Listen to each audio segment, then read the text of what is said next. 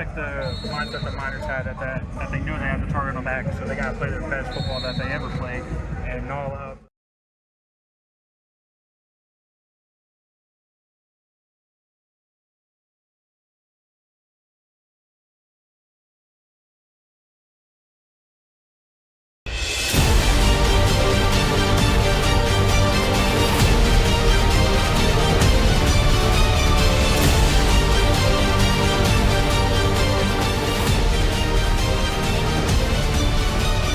And welcome back inside WesBanco Arena for tonight's pregame show. I'm Chris Dover, and alongside of Jamarcus Webster, getting set to bring you AAL2 football action featuring the Wheeling Miners and the Maryland Warriors. Once again, we'd like to welcome you in here.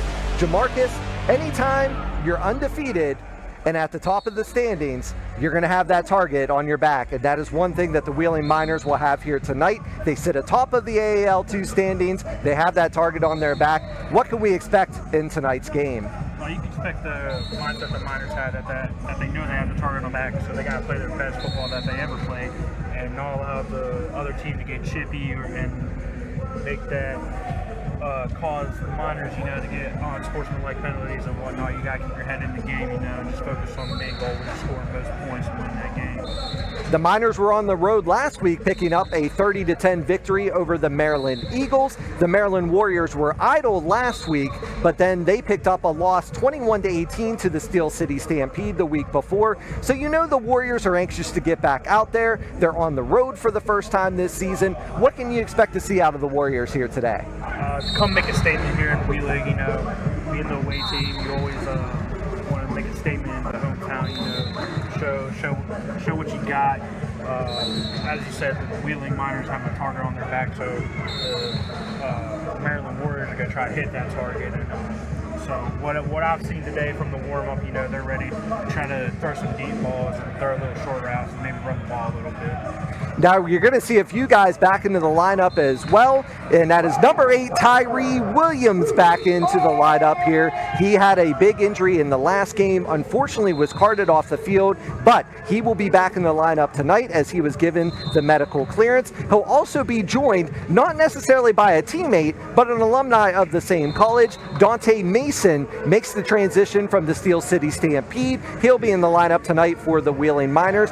Both of them played together at Delaware Valley, they didn't play together at Delaware Valley, but they were from the same school. They missed each other by just 1 year. So Jamarcus, Tyree, obviously it was a very scary situation last game, but he finds his way back in the lineup here. It's going to be great to see him back out there in a Miners uniform here tonight. Yeah, coming back from injury, you want to make a statement. So it's great. He's able to come back, and you expect to see him make some big plays out here tonight. And speaking of big plays, number 92, Larry Ford, back into the lineup for the Wheeling Miners. He was able to play in the first week against the Steel City Stampede, but unfortunately had to miss the last 2 games. The former Mountaineer and former Rough Rider will be starting here tonight. Once again, number 92, Larry Ford, back into the lineup. But unfortunately, Cam Dixon, though, number 24, linebacker, he suffered a season-ending injury. He's not going to be in the lineup here tonight, but you get a guy like Larry Ford back. You get Dante Mason over from the Steel City Stampede. And if you're familiar with this name, Pete Savridis, he was the star receiver for the Jersey Bearcats here in the first home game against the Miners. He also has made the transition over here to the Wheeling Miners, so he'll be in the wide receiver position. Jamarcus, in that last game against the Jersey Bearcats, he had 2 catches. Both of them went for a touchdown, but now he's on our side, so it's got to be nice to have a weapon like Pete Savridis. Yeah, if I was the quarterback, I'd try to target him early, make him get those big plays, draw the defense towards him so it opens up for other receivers to also make big plays. So that's great to have a guy like that on our side. Absolutely indeed. And then, of course, however, the Miners are going to be missing number 2, Khalil Finley. The first call-up, though, in Wheeling Miners history, he got called up to the San Antonio Gunslingers in the IFL. So Khalil Finley, he was leading the team in interceptions, gets the call-up now. A big opportunity with San Antonio. They're going to be in action tonight at 7 p.m. against the Frisco Fighters. So Khalil going to get his first action in the IFL. So when you're a guy like that, you lose your guy that's top in the league in interceptions and top on the team, it's going to be tough to fill in. But like I said, you get Tyree Williams back, you get Dante Mason, and then you also have guys like Devontae Tinsley and Aaron Finch in that defensive backfield. So it's that next man up mentality here for the Miners.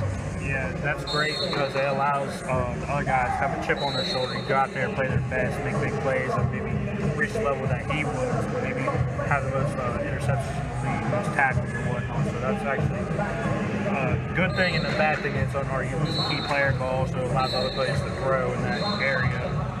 And the West Michigan Warriors, though, or Maryland Warriors rather, they have some talent out there as well. They have some big guys on the offensive line. They have some great receivers that have arena experience too. So this isn't going to be the type of game that the Miners are going to go in there and just roll. I mean, this Maryland team brings in a very talented bunch out there. They're definitely going to bring it in the skill positions. But you being an offensive lineman, when you're looking across at somebody that might be bigger or that has a lot of size on the D-line, how do you have to adjust to that in the game? Just get lower than the bigger guy. You know, lowest man always wins. So if you're able to do that and get torque on that lineman or maybe get pushback on him, you know, and that's good. My former line coach, Jason Emmerich, always said, don't get dented, dent them. You know, if you dent them 2 yards, that's good. You know, that allows the running back to get, run back and break off for a big touchdown and whatnot. So you just got to get dent on that front line. So Grant Russell in the last game here throwing 5 touchdowns, 6 total touchdowns. You know they're going to have to get some time for them there because once again, a lot of size on this D-line of the Maryland Warriors, a lot of size also on the offensive line, but we were looking there, their nose tackle, I mean, he's well tipping the scales there close to 400 pounds, so you know he's going to be a run stuffer out there for the Warriors. Yeah, so it seems like that's going to force our hand. You know, we might try to throw the ball way more than we do run, but you know, we could allow the DNs, you know, to rush up the field, maybe have the running back come off the guard's side, you know, try to break off instead of going straight to the middle, you know. So, I mean, it's a double-edged sword. What can you do? He's a big run stuffer, but, you know, you can try to utilize that and play around him. Absolutely. And Dean, once again, this is week 2. We know we had some problems there week 1, folks. We do apologize for that. We believe that we do have everything cleaned up, and we'd like to give a special shout out to the National Scouting Combine. Shout out to Jimmy Kibble and also Anthony Prevost, the kicker for the Wheeling Miners, who is also one of the coaches and offensive coordinators for the National Scouting Combine. We referred to them as National Recruiting Combine. We do apologize to one of our sponsors there. It is the National Scouting Combine. We want to give a special thanks to Anthony and Jimmy letting us know on that one. Also a special shout out to, we talked about him there in the pregame show, Tyree Williams, the Williams family, the Jackson family, and the Payton families, all watching in from Connecticut, New Jersey, and North Carolina. So we hope you're tuning in and we hope you're enjoying this. Give yourselves a big round of applause. We hope to be able to see you here in the Friendly City. We've got to know Tyree. We really enjoy having him here, and we hope to be able to host you guys as well, but please enjoy the stream. We'll be giving shout outs all throughout the night here, but we also want to let you know what's going on around the AAL. The Miners once again sitting atop the standings with a 3-0 record, coming in tonight's game, outscoring their opponents 130-42. Then also games going on in the AAL2 tonight. The Maryland Eagles take on the Pittsburgh Outlaws this weekend. The Jersey Bearcats traveling to Harrisburg to take on the AIF's Harrisburg Stampede. The Peach State Cats hit the road to take on the Silverbacks. The Waco Tornadoes and Texas Hotshots are set for a rematch this weekend. The Dallas Falcons at Steel City Stampede look to be idle this week. So coming up next, it'll be kickoff between the Miners and the West Maryland Warriors. I want to thank Jamarcus Webster. I'm Chris Thoburn. We'll see you back here for kickoff.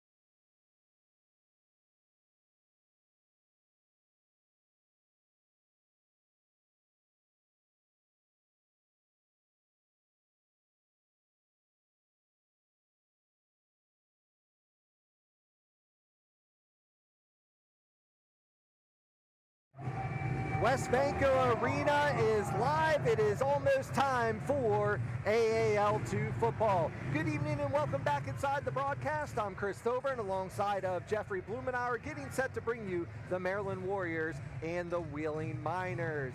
So Jeff, once again, I brought it up with Jamarcus on the pregame show. When you're at top of the standings, when you have an O in that loss column, you have a target on your back, and that is one thing the Miners will have on their back here tonight. Absolutely a huge one. Looking to put their first loss in the loss column will be the Warriors here tonight. A great physical team. Some names that you guys will hear that if you followed football here in WesBanco, with either the Bobcats coming into town or some other teams, the Flight as well. You'll hear some names that you're used to hearing.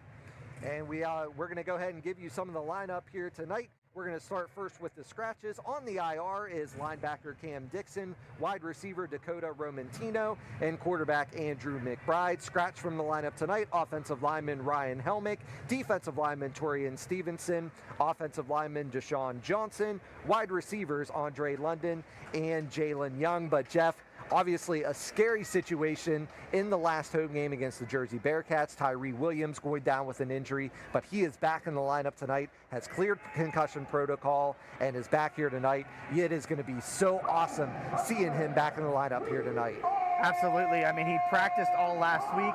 Previous week, he did no contact, unfortunately, with concussion protocol. But this week, contact, he looks great. He's coming in and out of his breaks like he should. He'll be a big impact player here tonight for the Miners. Speaking of impact player, how about welcoming back to the lineup number 92, Larry Ford. He was a wrecking ball for WVU. He has been all around arena football, most recently with the West Virginia Rough Riders, also had a cup of coffee with the Carolina Cobras.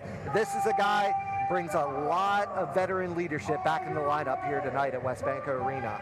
Class is in session. The principal is back in the arena. And Larry Ford, listen, if you are trying to get into the business or want to see somebody that plays the game the way it's supposed to be played, watch for Larry Ford all night long. His first step and his get off to get through the offensive tackles and get to the quarterback is unmatched. Also, Xavier Thomas, the former Wheeling University offensive lineman, he makes his way into the lineup here tonight to give a little extra depth on that offensive line. What do you think we're going to see out of X here tonight? Just a lot of pressure, a lot of good things down on that offensive and defensive line. Chris, you know, football's football. It's always win and lost in the trenches. Now, how about two guys that the Miners are very familiar with, but they were on the opposite side, and that's defensive back Dante Mason, coming over from the Steel City Stampede, and then we called his name a bunch of times as a member of the Jersey Bearcats, but he joins the Wheeling Miners here tonight. That's Pete Savridis, 2 catches, 2 touchdowns against the Miners in week 2, but he'll see himself in a Miners uniform here tonight as the Wheeling Miners, wearing the Star Wars Stormtroopers jerseys here tonight, making their way onto the field. Absolutely. Those jerseys will be auctioned off. You guys go to the Miners Facebook page. The link is on there. You can get your favorite players' game-worn jersey. So a lot of good stuff going on. Those jerseys are excellent. They're awesome, looking like Stormtroopers. We went with the white pants as well. I know. I really like that. I like the black helmets there with the Miner logo, but I love the all-white with the Stormtrooper jersey. This is going to be fun here tonight at WesBanco Arena. Once again, we want to thank you for joining us here tonight as Isaiah Robinson, the former West Liberty Hilltopper, making his way onto the field here, had 2 touchdowns in the last game. And Jeff, how about the performance of Jeremiah Flores in week 2? He got the hat trick here at WesBanco Arena, making his way into the starting lineup as well. Absolutely. Notice the number change though. He's wearing number 2 and will continue to wear that deuce for the rest of the season.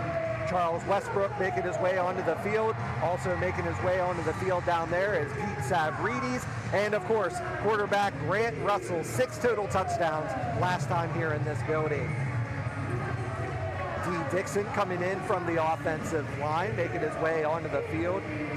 Israel Evans back onto the field here. I love the guys coming out with the lightsabers here. The former West Virginia Rough Rider and Mayville State product in Israel Evans. Joel Zellum, the Waynesburg product, making his way onto the field now. And then here comes the Swiss Army knife with 2 lightsabers, number 3, Anthony Prevost. And then welcome back to the lineup, the former WVU Mountaineer, Larry Ford, making his way onto the field with the coaching staff led by head coach Josh Resnalo.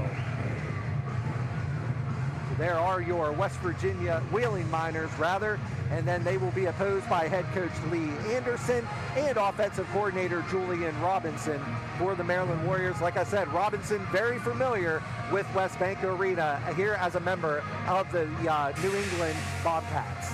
Absolutely, just a great guy, a fellow Florida State fan, so I got to give a shout out to him. But I want to give a shout out to him all week long, just communicating with us, trying to get us information of the players and different things. So I appreciate that, Coach, helping us out. This is not only our stream, but also the other players' stream as well. We want to get everybody a fair shake here. And speaking of that, we want to welcome in all our friends from the Maryland Warriors and fans of the Wheeling Miners, or if you're just a fan of arena football, we want to welcome you into the broadcast here tonight. We are so glad you decided to spend your Saturday evening with us. A lot going on here in Wheeling, West Virginia. They had the beer mile just outside here. They have an event going on up at the Capitol Theater, and then we also have football here at WesBanco Arena. Once again, we want to thank you for tuning in to tonight's matchup. The 3-0 Wheeling Miners set to take on the 0-1 Maryland Warriors. We'll be giving shout outs to all the players, families throughout the night, so let's just start it off here. Number 0 linebacker Javon Johnson, want to welcome his family into the broadcast here, along with number 1 Isaiah Robinson's family into the broadcast here tonight. And we are going to take it down to the field now for the national anthem. Local country singer, D. David Styles. He will be performing at the Victorian Jamboree May 11th, right here in downtown Wheeling. So ladies and gentlemen, at this time, would you please rise? And gentlemen, remove your caps as we honor America with the singing of our national anthem.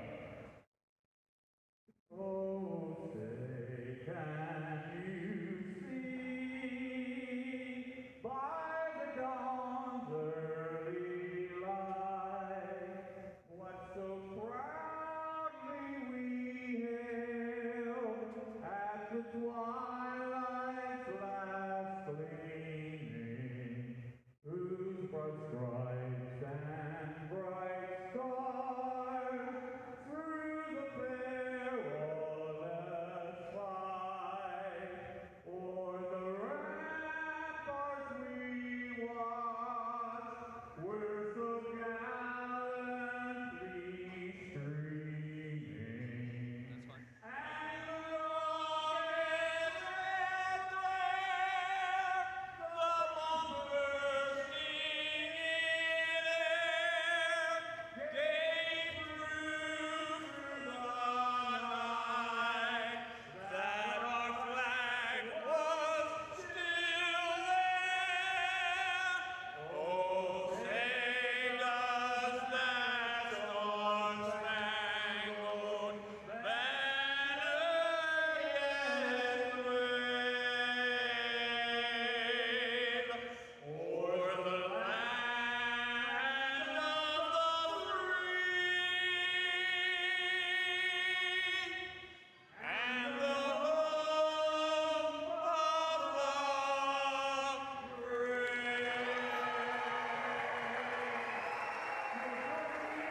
the home of the brave? Excellent job there on the national anthem as we are getting set to begin this game here again. DJ Styles, great job down there on the national anthem. Once again, we'd like to welcome in some more families listening in to the broadcast tonight. Wide receiver Jeremiah Flores, the Central State University product. I'd like to welcome his family into the broadcast. And we've done this many times, welcoming in the family of Anthony Prevost, the Hampton University product, the kicker out there for the Wheeling Miners. Want to welcome in everybody listening here tonight. So awesome to have you guys as part of the broadcast. We all hope you can make the trip up here to the wheel one day. Defensive back wide receiver Aaron Finch from the Georgia area down there would like to welcome his family into the broadcast here tonight, as well as Western Kentucky product Andre Thomas Cobb. But don't worry, fans, we're going to get to everybody here tonight. We want to thank you once again for spending your Saturday night with us here at WesBanco Arena. But Jeff, let's let some folks know about this Maryland Warriors team, like I said, they have some experience out there in the arena game, and they're going to be led by defensive lineman Cody Rice, the Stevenson University product, also a member of the Jersey Flight and the New York Streets. Absolutely, just a big body down there on the defensive line. Can also play linebacker as well. He's very nimble. He can move around. I hate to say this, but he looks like Thor. I mean, he's got those long locks. He's definitely somebody that's very recognizable down there on the field. The Maryland Warriors have won the toss, and they will receive. They will move from left to right as you're watching on the Wheeling Miners YouTube here. They are in the black jerseys with the orange trim, have the white numbers, and the Miners once again in the Star Wars jerseys with the all white and then the black helmets. They will be kicking off from right to left as you are watching here on YouTube. But we're not going to get to see the defense of the Warriors yet, but another guy we want to point out is number 36, Philly Contrell, defensive lineman, 4 years with the Texas Revolution in indoor football, so he is another one that definitely has some indoor experience. Yeah, in that CIF league with a lot of good teams in there, so yeah, just he has the experience. It's definitely one thing that you can't teach in the indoor arena game is experience. And another one is Anthony McGraw, wearing number 10, wide receiver for the Maryland Warriors. He played with the Pennsylvania Union and also the Gillette Mustangs of the CIF. So like I said, a lot of experience on this Warriors team. Absolutely, and veteran coaches as well. Like we mentioned in the start here, the coaching staff is veterans. Offensive coordinator knows his way around the football, that's for sure. They actually switched the teams around, so the Miners will be moving from left to right as you are watching on YouTube, as Jahard Nelson, number 22, back deep for the Warriors. Also Ian McCullers, he is a native of Pasadena, Maryland, played at Northeast High School. They will be the two deep backs here for the Maryland Warriors. Just have a brief delay here as the fantastic staff at WesBanco Arena finishing up some final maintenance there on the entrance door behind the field goals. And now are we going to switch again? Yes. Okay, I was going to say, I thought I was right the first time. Guys are going to be moving from right to left. Devontae Tinsley and Cody Rice, a show of sportsmanship out there. I'm pretty sure those two have run into each other somewhere along their arena tenure. So Anthony Next Level Prevost has the ball teed off, and he will be kicking off from the right side here. So let me flip-flop that again for you, folks. The Miners will be moving from right to left, but still back deep is Jahard Nelson and Ian McCullers for the Maryland Warriors as we are set to begin this game here from WesBanco Arena. Don't forget, you're going to want to stick around at halftime here. We have the Rim Praxum Lightsaber School that's going to be putting on an exhibition for you, as well as the Miners dance team, and of course the Mine Line will be performing at halftime. So make sure you stick around and enjoy the fine musical talents, dancing talents, and the Jeff, I don't know about you, but I am really excited for this lightsaber display. Absolutely. They're out of Fairmont, West Virginia, so not too far out of here. But yeah, I've looked up some videos and things on. They fantastic. They are dressed to the nines when it comes to Star Wars. I walked out front a little bit ago. Everybody's taking pictures and everything else. So a great night here at WesBanco. Once again, just a brief delay here. They're having a problem down into the end zone, trying to get one of the boards to be able to close down there, so we will have a brief delay to begin this one.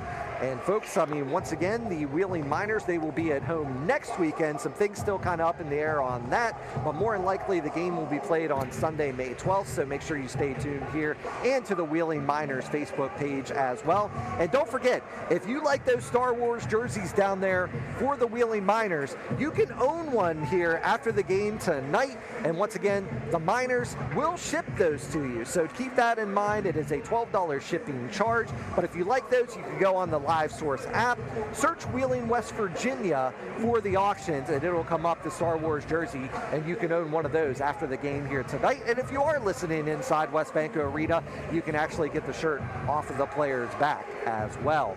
Looks like we made some final maintenance down there in the end zone, and we are ready for football as the whistle blows. And Anthony Next Level Prevost set to kick this one off, gets it underneath the scoreboard right down the middle, goes over the head of McCullers, but on the return here for Maryland is Kadeem Bailey.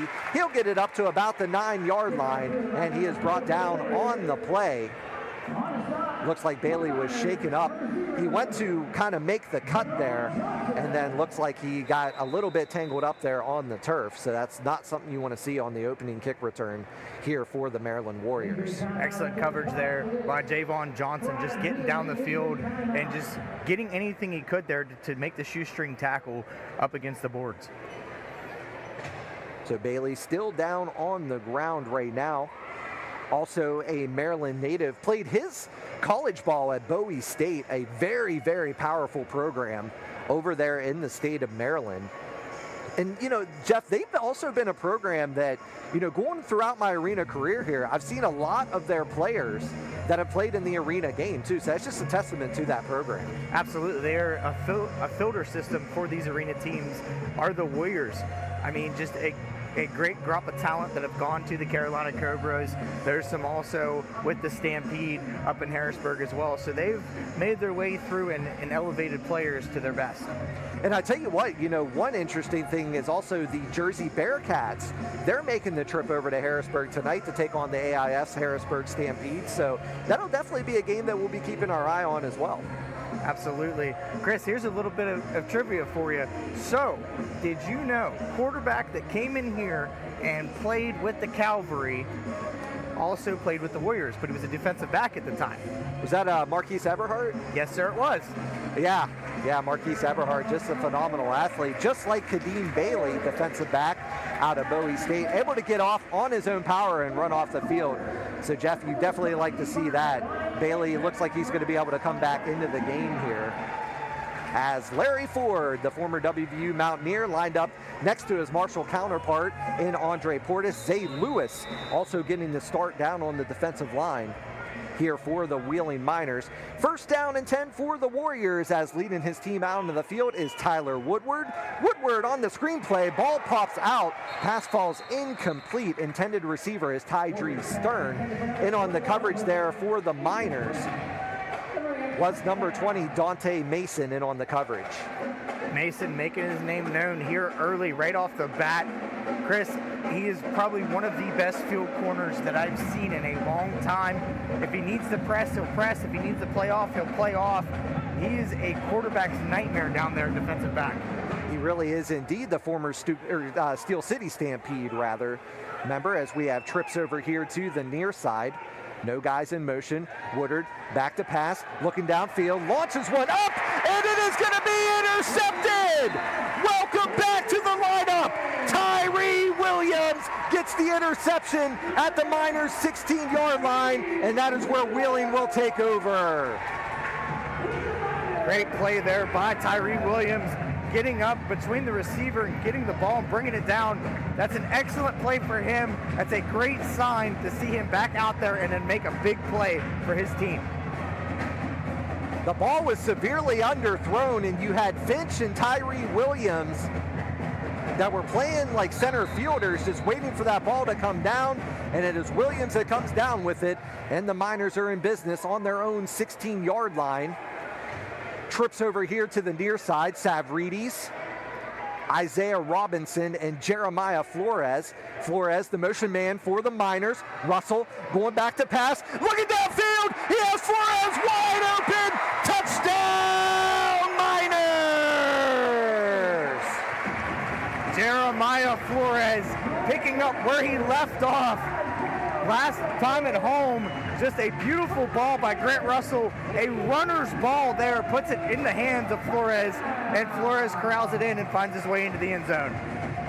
So less than 2 minutes into this game, Jeremiah Flores, his first receiving touchdown of the game from Grant Russell, and the Miners are on the board as they lead 6-0 with 13:05 to go here in the first quarter. Anthony Next Level Prevost in to attempt the extra point here. This will be out of the Ron Brown hold. R.C. Everbeck is the long snapper. Ball is down. Check that. It's going to be Brown picking it up, but he's going to be hit hard into the board. So just a miscommunication there between the Miners, as Anthony Prevost talking to one of his offensive linemen on that one. Extra point is no good, but the Miners take a quick 6-0 lead.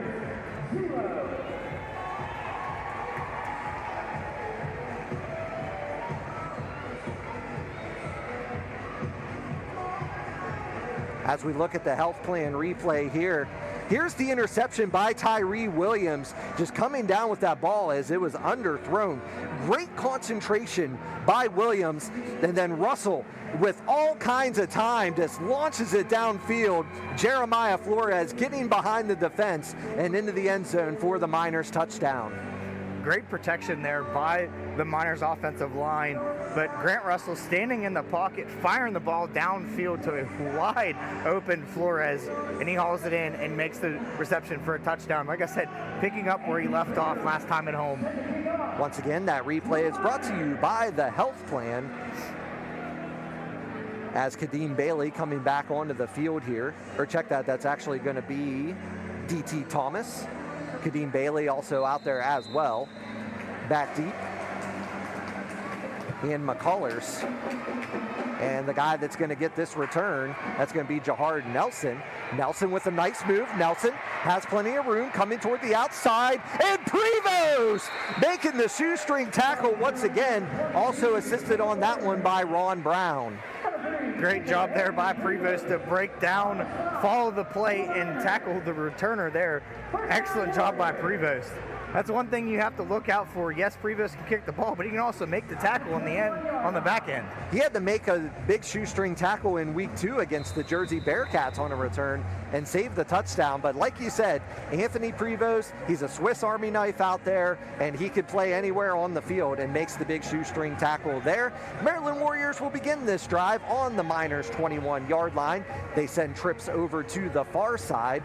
Sidecar off to the right here of Woodard. Woodard back to pass. Pressure coming. Woodard looking downfield, and the pass is going to be defended there by Javon Johnson, knocking that one down, and it'll bring up second down here for the Warriors. Good recognition there by Johnson to see that the quarterback was out of the pocket so he could leave the box and come down and make a play there for his defense. Javon Johnson with that pass deflection. Only 3 offensive plays so far here for the Maryland Warriors. And the Miners almost forcing another interception. Warriors going to send a man in motion. It's going to be a handoff here. It's to the big fullback, number 20, Jordan Anderson. And upending him on that play is Dante Mason. Brings the ball up to the 14-yard line. Call it a gain of 7 on the play. It'll bring up third down. Nice hit there by Mason to knock the much bigger fullback down from the legs there. Great tackle there by Mason. So Jordan Anderson with a 7-yard run there up to the 16. Brings up third down for the Warriors. Anderson is the sidecar off to the right. He's going to get the handoff again, and this time he is going to be wrapped up by the Teal product and linebacker Andy Plowden, and that'll bring up a fourth down now for the Warriors. Plowden has made a great transition to linebacker. He started the season as a running back and then has really honed his own in the backfield there, in the defensive backfield, excuse me, as a linebacker. So just great ability to flip over, make a different position, and he's playing great down there at that back linebacker position. Trips here to the near side for Maryland, Cam White, Anthony McGraw, and also out there Tydree Stern. Sidecar off to the left of Woodard now. Woodard back to pass, looking across the middle, and he overthrows his intended receiver, Anthony McCraw, and that'll be a turnover on downs, and the Miners will take over here on their own 14-yard line. Coach G getting amped up down there on the sideline. Great defensive stand for Coach Mont and his defense on that one. Big defensive line down there for the Maryland Warriors. Number 97, Steve Alford. I got to meet his family before the game here. They made the trip over here, the McDaniel product. Like to welcome his family into the game down there. But like I said, a run stuffer down there in that nose tackle position for the Maryland Warriors. Second offensive play of the game here for the Miners from their own 14-yard line. Flores going in motion. Russell back to pass, looking, finds Isaiah Robinson at the opposing 20-yard line, and he will have the Miners first down. Great job there by Isaiah Robinson to go up and get the ball at its highest point, bring it down, and also control the football to the ground after a huge hit there. Second completion of the game for Grant Russell, this time going to Isaiah Robinson. Ball on the near side hash mark of the 20-yard line. First down and 10 for the Miners. Wide receiver over to the far side is Savridis. Flores, the motion man here for Wheeling. Russell back to pass. Looking, has Flores again for the second time tonight. Touchdown Miners. A 20-yard pass from Grant Russell to Jeremiah Flores. What a route there by Flores. Snapping off at the top of his route there and confusing the corner, beating his man, making a nice catch there and finding his way into the end zone once again for a Miners touchdown. So Grant Russell, he's 3 for 3 on the night for 72 yards, and he has 2 touchdown passes already. This one, once again, in the hands of Jeremiah Flores, and Anthony Prevost in to attempt the extra point once again for the Miners. The last snap was kind of bobbled down there, but Prevost set up once again out of the Ron Brown hold. Here's the snap. It's a good one. Prevost able to get it up, and it's going to be wide to the left, but Prevost was nailed at the end of that play there by Trey Gross. And the shoe came off of Prevost. Coach Rez talking to the officials there. So we had the one flag on the play, and it's more likely going to be roughing the kicker here. And it's going to be roughing the kicker against Maryland. So we will retry this one once again. So Jeff, only 3 offensive plays, and the Miners have already taken a 12-0 lead with 8:33 here on a stop clock in the first quarter. Good thing is all 3 plays have been positive plays. 2 were touchdowns, the other one was a huge gain down the middle. So just a great, first start to this game for the Miners. Prevost again out of the Ron Brown hold. Brown gets it down. Prevost kicks it up through, and he's going to be hit once again. Anthony sits down there like, hey, you're not allowed to hit me. Stop it. Prevost goes over to pick up the defensive tackle, and now we have a conversation going on down there, and Joe Zellum said, hey, you're going to stay off of my kicker. I mean, I can't really blame him. I mean, it's the second time that Prevost has been knocked down on the play. Looks like we're going to make a flip here. Looks like Coach Rez is bringing in the offense here. He's done with roughing the kicker 2 back-to-back times. So that touchdown was at the 8:33 mark of the first quarter. So they're going to go for the 2-point conversion here as Grant Russell and the offense coming back down onto the field for the Miners.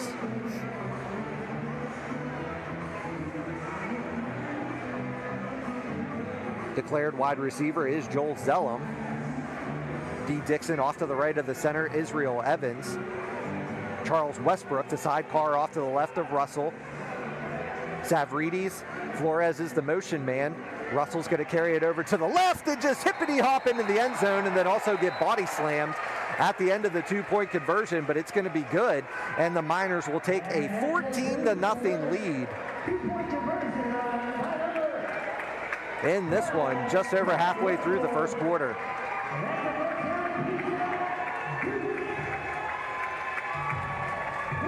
Grant looks good. He shook it off. He had a big hit there, but he looks great. Got back up.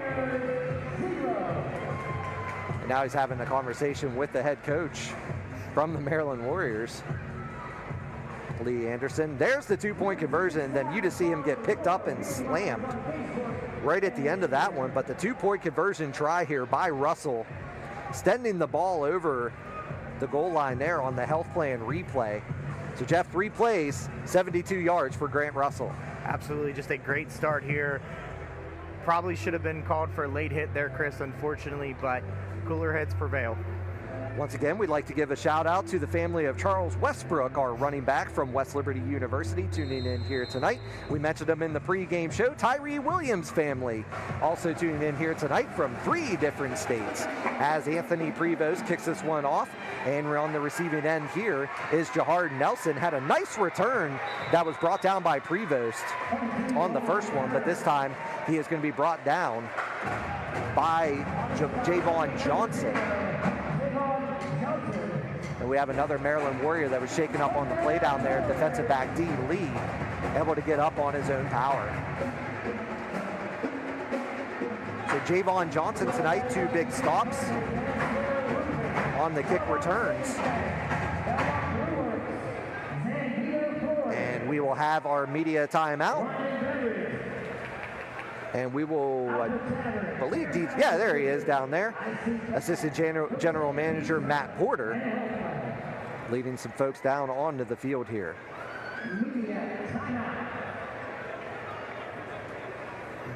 WesBanco Arena, we are auctioning off a Wheeling Miners Star Wars jersey.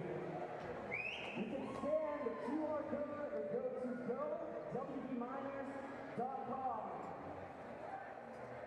for your chance to win this lovely jersey. Thank you.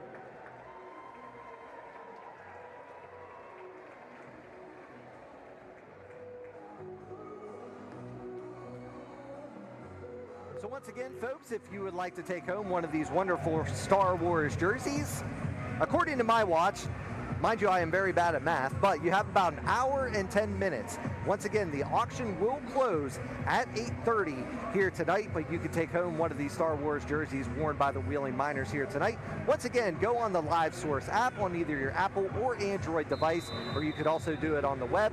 Make sure you search Wheeling, West Virginia, and then you can see the link also on the Wheeling Miners Facebook page. Woodard back to pass here for the Warriors. Pass is complete across the middle here to McCraw, and he will have the first down to the 15-yard line. Bringing him down on that one was Aaron Finch. Finch making a nice play there in the backfield, that safety position. He's more in the defensive backfield. You will see him at the offensive receiver position as well, but he's really honing in on that safety position back there, playing center field for the Miners. Ball is on the near side hash of the 16-yard line here in Miners territory. Fresh set of downs here for the Maryland Warriors. D.T. Thomas is the far side receiver. McCraw goes in motion for the Warriors. Woodard back to pass, looking. He's going to tuck it and run. Has some room, gets a really nice block. Bounces off one would-be tackler, and he will be brought down at the 6-yard line. Making the stop there is Andre Portis, the Marshall University product. Portis making a nice tackle there. Great pursuit by Portis. Calder had the first initial hit on him but missed him, and then to clean it up was Portis. So Portis and Calder teaming up on that tackle. It'll be a first down and goal for the Warriors just inside the Miners' 6-yard line. Thomas, the far side receiver for the Warriors. Man in motion is McCraw. Out there for Maryland. It's going to be handoff to the outside, and the fullback getting into the end zone there for the Maryland Warriors, Jordan Anderson. Touchdown, Warriors. Anderson finds his way into the end zone after shaking off Calder there in the middle. Just stepped right beside him. Calder tried to make a play but couldn't, and Anderson finds his way into the end zone for the Warriors touchdown. And the Warriors will go for 2 on this one. So a 6-yard run there by Jordan Anderson. And that was at the 5:51 mark of the first quarter. 2-point conversion try here for the Warriors. Man goes in motion, that's Thomas. Woodard dropping back to pass, looking toward the end zone and throws it over the head of D.T. Thomas. Pass falls incomplete. Aaron Finch and also Dante Mason in on the coverage there for the Miners.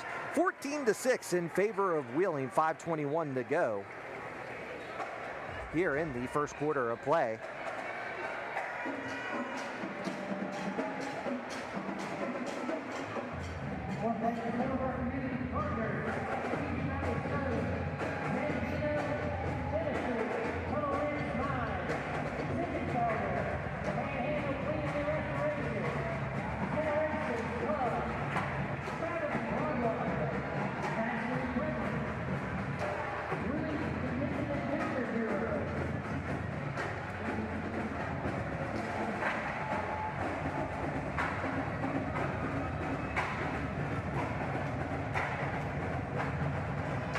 Looks like the Warriors are going to need one more down there. Coming out there, it's going to be Ian McCullers. Set to kick off here is big number 52, Malcolm Dowry. Dowry set to kick off here for the Warriors. Finch and Isaiah Robinson back deep here for the Miners. It's going to be a line drive kick, going to be fielded by Robinson at the 15-yard line. Robinson looking for a hole. He finds one, gets tripped up a little bit at the 20-yard line, and will be brought down up against the wall here by Nakam Beverly. And the Miners will take over in Warriors territory. I like the patience there by Isaiah Robinson. Was looking for the hole, didn't necessarily run it just right up the middle, but found the hole and then brought it up to the 22-yard line in the Warriors territory. Yeah, Robinson has that good start and stop speed where he can do that. He can assess a situation, see it, hit a hole, and go. I mean, he's very dangerous. You've seen him also in jet sweeps. He does about the same thing. He can stop on a dime and go back to full speed. So a great weapon to have there in Isaiah Robinson. Just under 5 minutes to go here in the first quarter. 14-6 in favor of the Miners. Westbrook, the sidecar off to the left of Russell here. Stack formation on the right side as Flores, the man going in motion. Russell back to pass, finds Isaiah Robinson again. We're also going to have a flag on the play. It looked like Russell was hit pretty hard after the play. Isaiah Robinson. So it will be a short gain on the play, but we'll see if the play stands. On the play. Here comes the call from the official. So it will be a roughing the passer call against the Warriors. Guilty party on that one was Cody Rice. And that'll move the Miners inside the 10-yard line.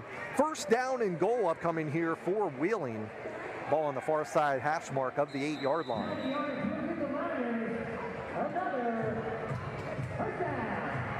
Twins over here to the near side in stack formation. Pete Savridis, Jeremiah Flores, as Isaiah Robinson will be the man in motion here for the Miners.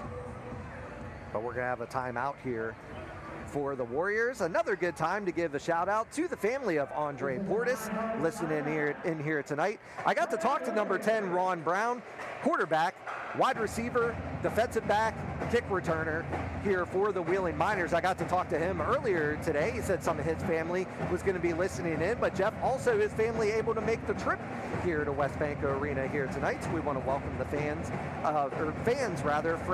and family of Ron Brown. And of course, the wide receiver out of Wagner College, number 11, Pete Savridis. Now I do have to apologize to his family that is listening in, because in week 2 I was calling him Savrides, but now that he is on the Miners side, I was able to have a conversation with him at practice, and he said, hey man, just want to let you know, my last name is pronounced Savridis, so we want to welcome Pete to the team and also his family into the broadcast here tonight. First down and goal for the Miners. Westbrook, the sidecar off to the left here of Russell. Man goes in motion. It's going to be Robinson. Russell backpedaling, looking, finds Robinson on the outside. He's into the end zone. Touchdown Miners. 8-yard strike there from Grant Russell to Isaiah Robinson. It'll be the 3rd touchdown of the night here for Grant Russell. Russell with a lot of patience back there, a lot of time. Great job by his offensive line to hold off there. Robinson breaks away from his defender there and finds his way into the end zone for the touchdown. Isaiah Robinson's first touchdown of the night, and the Miners get that one right back as they now lead 20-6. Anthony Prevost in to attempt the extra point out of the Ron Brown hold. R.C. Everbeck, the long snapper down there for the Wheeling Miners. Here's the snap. The kick is up, and Prevost will split the uprights, and good. 3:29 to go here in the first quarter. 21-6 in favor of the Miners as we take a look at the health plan replay here. Russell looking back to pass on the curl route over there to Robinson, able to avoid the defender, Kadeem Bailey, put his hand on the wall, and then waltzes into the end zone for the 3rd touchdown strike of the night from Grant Russell. It's a great route there, by Robinson. That's something he's really honed in on, is his ability to route run. He is a fast receiver, but you throw that on top of being able to run routes as well, that's a dangerous combination. As you get a look there at our Wheeling Miners dance team. Also the Mine Line in the background there. You could hear them throughout the broadcast here tonight. That's why we're going to try to go quiet so that you would be able to listen into the Mind Line as well. We mentioned last time, R.C. Everbeck trying to become the oldest player to play over 100 impact plays, 6 impact player plays on defense, 30 on special teams so far this season, 36 total plays and 4 tackles. And here's a fun fact with it being Star Wars here tonight. R.C. Everbeck is the only player on the team and in the league that was alive when Star Wars came out. He wanted to make sure that we told everybody on the broadcast there tonight. Yeah, the only active player in the league and on the team that actually went and seen the movie in theaters. As we're going to kick it down here to the field, 2 young men attempting field goals down there. You know Anthony Prevost has to be happy to see that out there. Young men trying to attempt these awesome field goals as assistant general manager Matt Porter trying to get the crowd into it. Ooh, line drive kick there by that young man. Not good, not a good extra point. But man, just what a kick there by that young man. He's got a little boot down there. You get Anthony Prevost to tell him, hey, just get underneath that ball a little bit more. This young man's going to be putting him through the uprights. Man, these guys got that great line drive kick, though.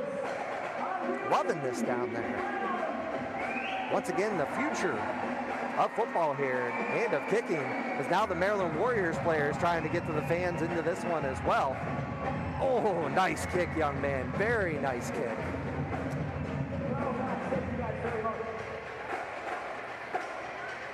So 3:29 to go here, 21-6 in favor of the Miners.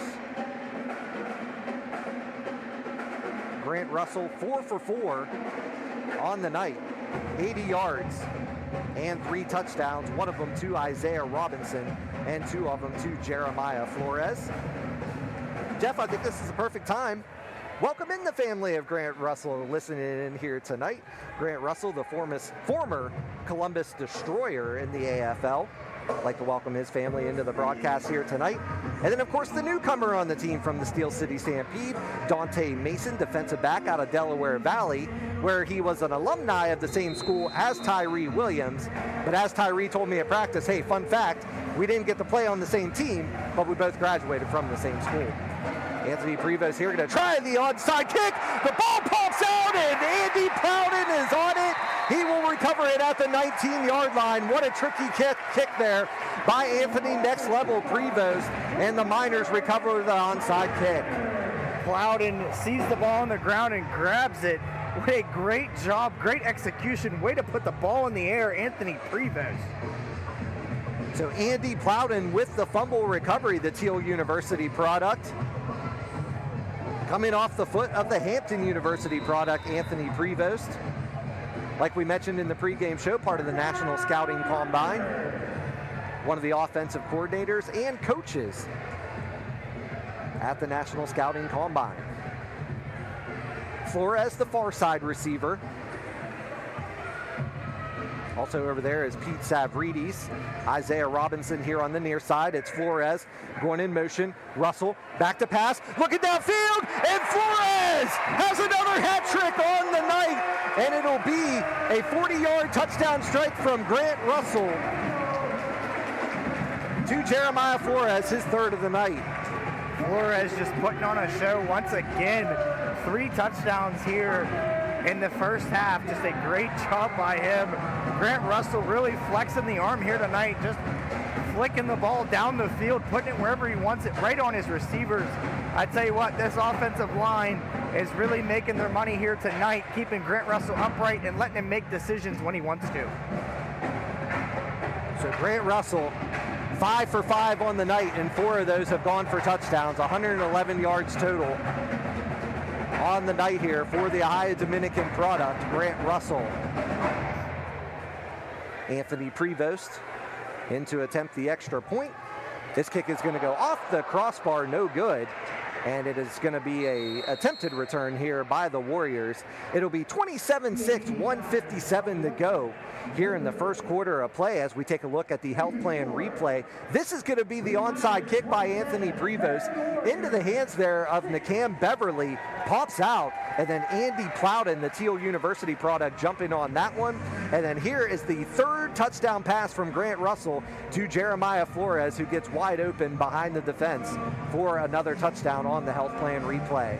What started the onside kick was the hit there of Aaron Finch, just putting it right where he needed to, punch the ball right out, and the ball squirts out, and great recovery there by Plowden.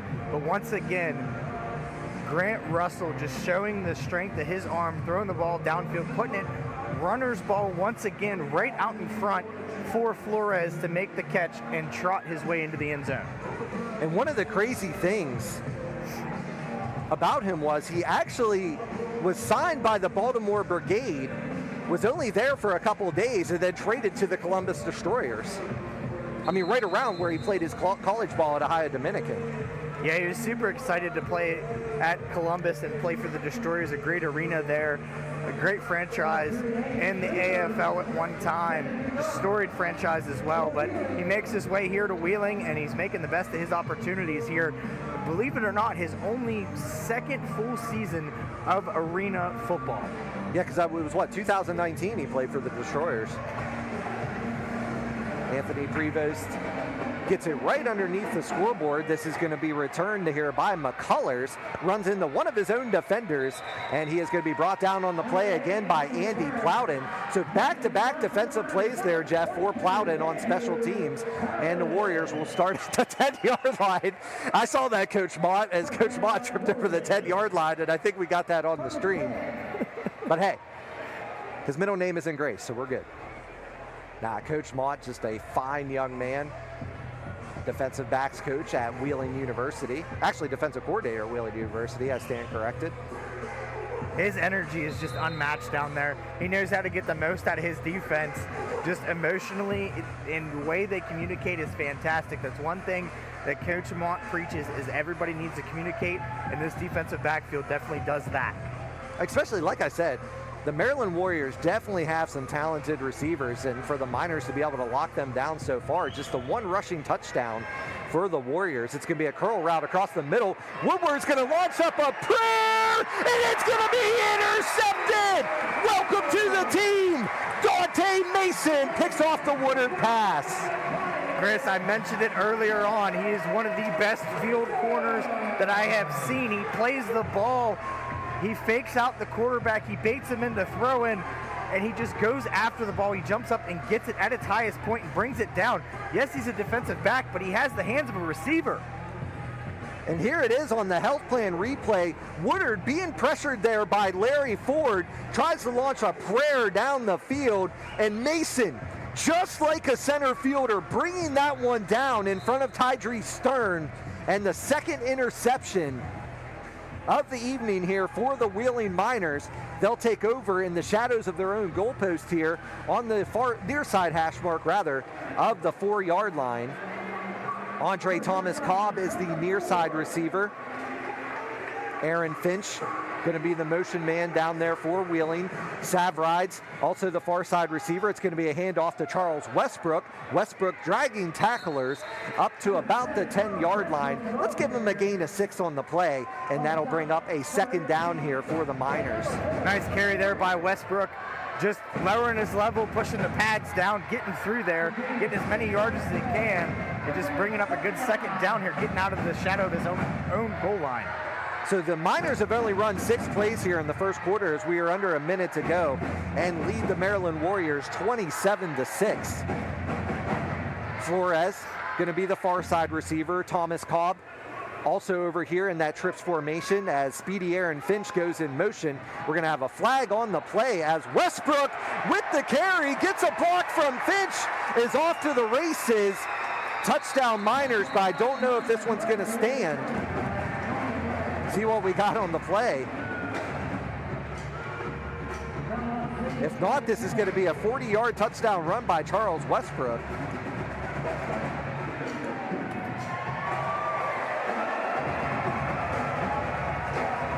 Okay, so Westbrook has the touchdown. They're going to pick up the flag, so it'll be a 40-yard touchdown strike there by Charles Westbrook, and the Miners are back on the board with 4 seconds to go. So Jeff, 7 plays, 5 touchdowns for this Wheeling Miners team. What a great play there. Just a nice pitch out, getting Westbrook in full speed. He comes downhill, cuts across the field, and just blows everybody by and finds his way into the end zone. So that'll run out the first quarter of play, but once again, the Miners still attempt the PA try here from Anthony Prevost out of the Ron Brown hold. R.C. Everbeck, the long snapper. Here's the snap. It's a low one. Prevost able to get it up. It's going to go wide left. But the Miners have a 33-6 lead here at the end of the first quarter. A 40-yard run here by Charles Westbrook.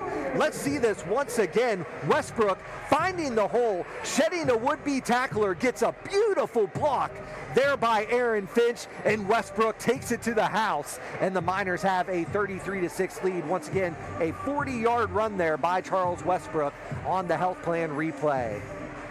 Finch in the backfield there after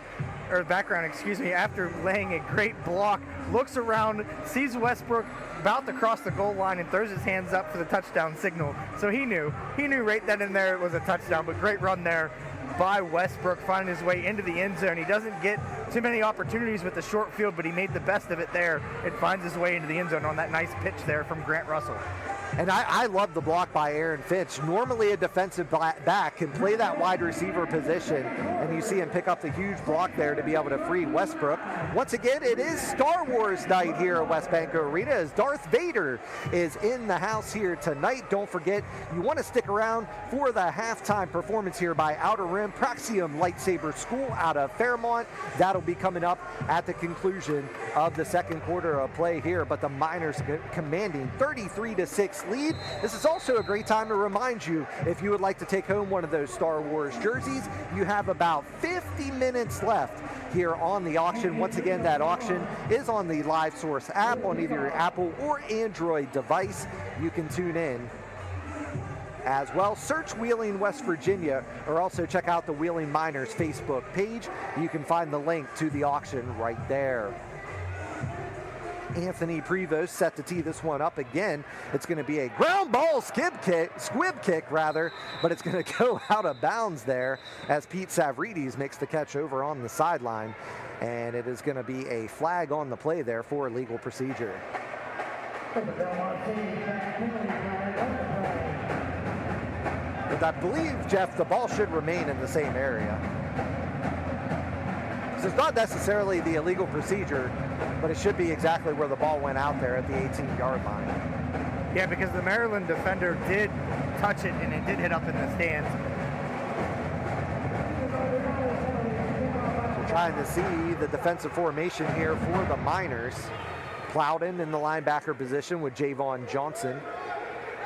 Portis, Zay Lewis, and Javen Jones down on the defensive line here for the Miners. It's going to be a screen pass. It's going to go out of bounds, falls incomplete.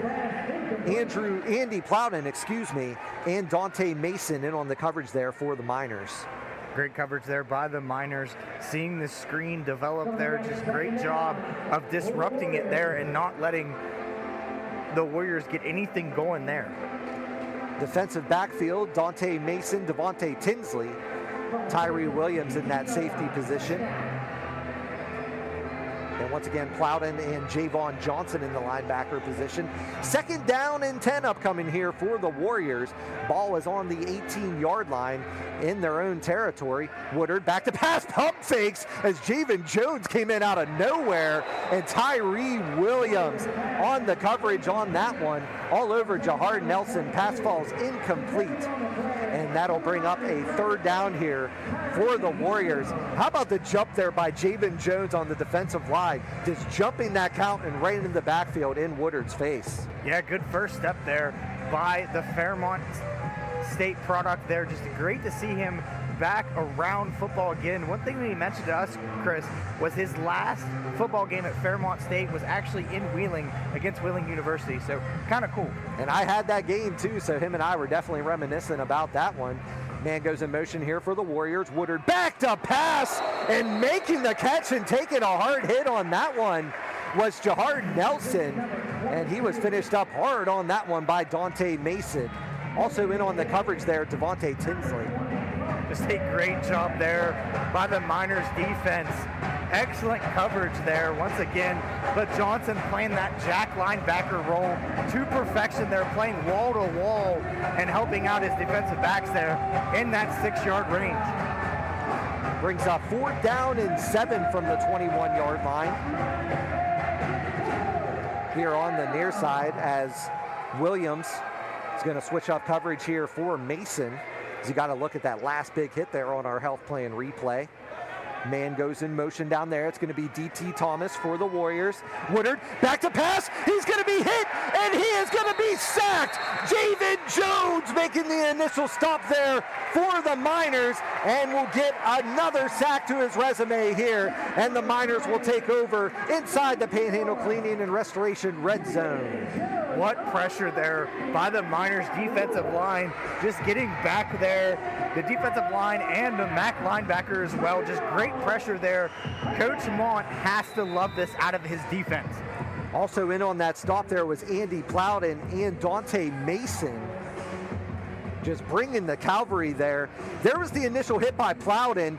Plowden recovers, gets the legs of the quarterback, and then Javen Jones finishing him off there. Also in on that stop was Dio DeSois. And on the stop there for the Miners. 1st down and goal inside the Panhandle Cleaning and Restoration red zone. Russell back to pass, looking, has plenty of time, finds Andre Thomas Cobb into the end zone. Touchdown Miners, a 7-yard touchdown strike from Grant Russell to Andre Thomas Cobb. And the Miners have another one on the board here. And it is now the 5th passing touchdown of the night for Grant Russell. Great to see Thomas Cobb find his way into the end zone. He's been trying to work his way back into the lineup. Had some injuries and different things go on in the offseason, but great to see him in the end zone there. Just a great sure-handed catch. Big body as well down there for Grant Russell. So Andre Thomas Cobb into the end zone from 7 yards out. Anthony Prevost in to attempt the extra point here out of the Ron Hall hold. Prevost's kick is up, and it'll split the uprights and good. 11:14 to go here in the second quarter. The Miners all over the Warriors right now, 40-6 here in this one. Just everything working to perfection here for the Miners. Offense, defense, and special teams as well. Once again, back here to the health plan replay. Grant Russell finding Thomas Cobb over the middle there. Just a great route run. Once again, this top-down camera, just beautiful work here by JB Media.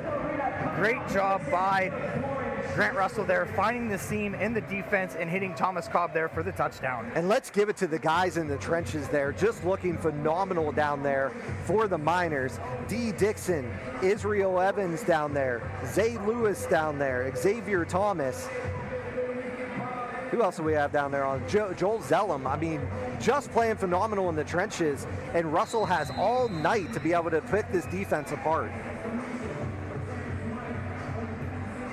5th passing touchdown of the night for Grant Russell. This time to Andre Thomas Cobb. So he only had 1 pass completion that hasn't gone for a touchdown yet. Anthony Prevost set to kick off here. It's going to be another onside kick try. This time, though, Prevost did not get the roll that he wanted, and it will be recovered there by the Warriors, so they'll have the ball in the Panhandle Cleaning and Restoration red zone inside the 10-yard line. So Prevost tried with the high bounce there.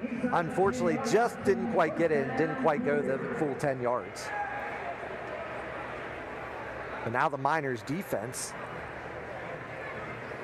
going to be able to try their goal line defense there as Prevost having a conversation with Coach Rez. Down there on the sideline said, hey, Coach, my bad on that one. But I do love how Coach Rez is giving Prevost the opportunity here. You've had the squib kicks. You've had the onside kicks try. When you're up big like this, just try to get some of those plays out here. Yeah, absolutely. Give him a chance to show, his full arsenal of kicks, which is a very large arsenal that Anthony Prevost has to deal with. Woodard has a man in motion. It's going to be handoff here to the fullback, Anderson, and he is going to be drove backwards hard on that one.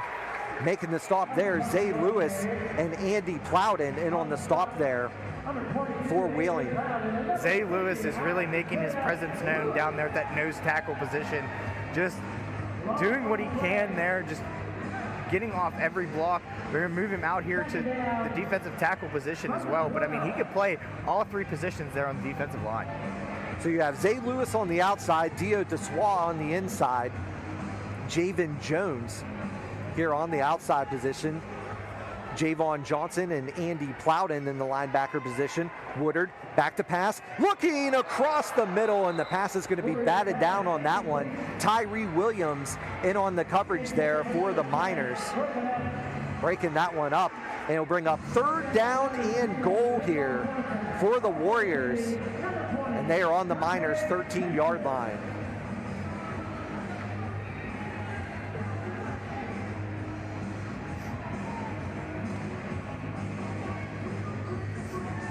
Mason is the near side defensive back. Tyree Williams over to the far side. Aaron Finch in that safety position will be on Anthony McCraw. Woodard with the sidecar off to the right. That's Anderson. Woodard, only a one-step drop, looking towards the outside, and the pass is complete, and a touchdown for the Warriors. Jahard Nelson, a 13-yard touchdown strike from Tyler Woodard, and now the Warriors are back on the board at the 9:08 mark of the second quarter rather. Just a miscommunication there by the backfield of the Miners, trying to figure out who was going to pick up who, and just left the wide open receiver there. As we look on the health plan replay here, just a great ball, and just calls it in there after the Williams hit. So setting up for 2 are the Warriors, down 40-12 here. They have a stack formation to the far side. McCraw goes in motion. Woodard back to pass, rolling out to his right. Calvary coming, looking down. Pass falls incomplete to Dydree Stern. 8:31 to go here in the second quarter, 40-12 in favor of the Miners. But I like that play call there by offensive coordinator Julian Robinson. Just kind of was able to sneak Nelson out there on the far side, just kind of a smoke and mirror there, and they get into the end zone for the touchdown. Yeah, like I mentioned, big miscommunication in the back end there for the Miners. So they'll clean it up, they'll get going. We know Coach G very well. He'll fix it on his side, but just a good play call once again by the Maryland Warriors.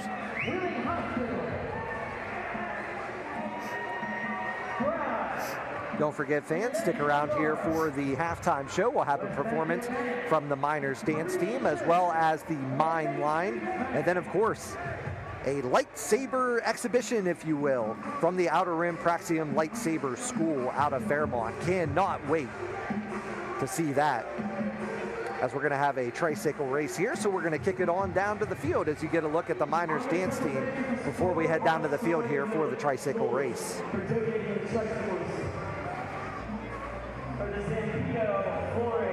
Tricycle race. The rules are simple. 3 contestants are going to race to the 25, turn around, and come back. First across the goal line wins.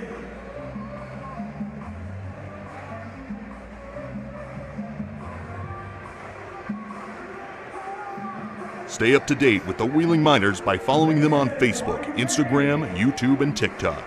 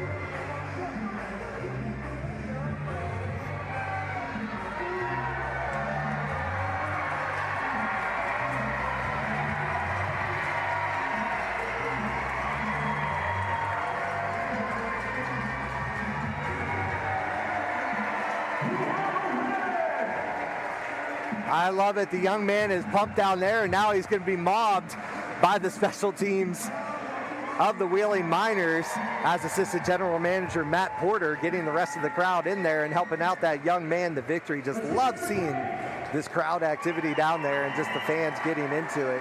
And the assist there by Assistant General Manager Matt Porter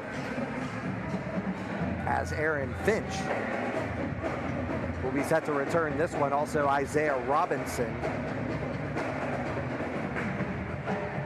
hanging out at about the 20-yard line. Set to kick off here for Maryland Warriors, Malcolm Dowry. Here's the kick from Dowry. It's going to be a line drive, going to take a high bounce. Finch able to get it at the 5-yard line. He's going to get a burst of speed to the 20. He's at midfield, makes the cut, and will be slammed into the wall there by the kicker, Malcolm Dowry, as we have some pushing and shoving down on the field. So Finch with the return, and he will be knocked out of bounds right at the 20-yard line in Warriors territory. First down and 10 here for the Miners. Aaron Finch, Jeff, too, he's no stranger. He is definitely no stranger.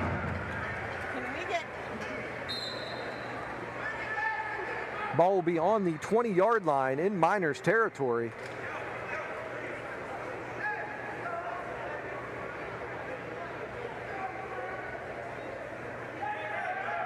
Ball will be in Miners territory here. Grant Russell coming in under center.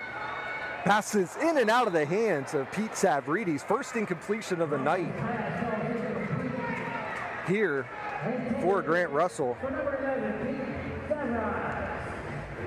Miners trying to get Savrides in the play there.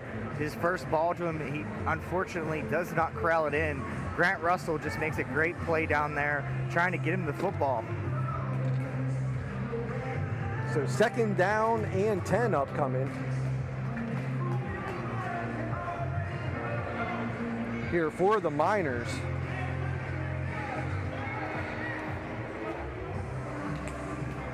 Isaiah Robinson going in motion here for Wheeling. It's going to be a fake pitch to the outside. Making the catch is Joel Zellum, who gets knocked out of bounds. And that's what he's been waiting for all season long. Zellum's pass complete at the 13-yard line. Gain of 7 on the play, and will bring up a third down for the Miners. Zellum has been waiting for that moment the entire time. Makes a great catch there. Tries to turn it upfield and wanted to get his way into the end zone there, but just a great catch there. Way to call it in there by Joe Zellum. So they're actually calling down at the 12-yard line. We have an injured Warrior down on the field. So it'll be an 8-yard pass from Grant Russell to Joel Zellum. But, you know, and that's the thing, Jeff. I mean, that is a great play to use, and it's great to get. Once again, I mean, Zellum is another one, Jeff, that he is just a Swiss Army knife. And while we're talking about him, let's give a huge shout out to Joel Zellum and his son Cam. I believe they are in the crowd here tonight. His brother Jason down there has the hard hat on and the Star Wars jersey. But that's the thing with Zellum. He was naturally a defensive lineman, turned offensive lineman, turned tight end, if you will.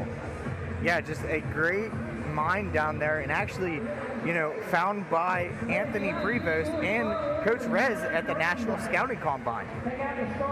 So right here in the backyard in Waynesburg, gets his first catch of 8 yards on the game. 126 yards now on the night for Grant Russell. Twins over to the far side. One receiver here to the near side. That's going to be Robinson. Robinson gets the handoff. He's at the 10, at the 5, and he's going to get hit hard into the boards. But we're also going to have a flag on the play. The ball was on the 12. Robinson got up to the 4. It'll be a gain of 8 if this play stands. Waiting for the calls here from the White Hat.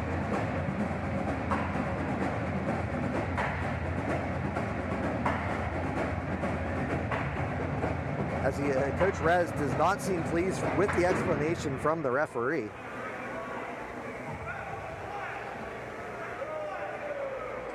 So we're going to have a false start against the Miners here. So replay third down on the near side of the 17-yard line.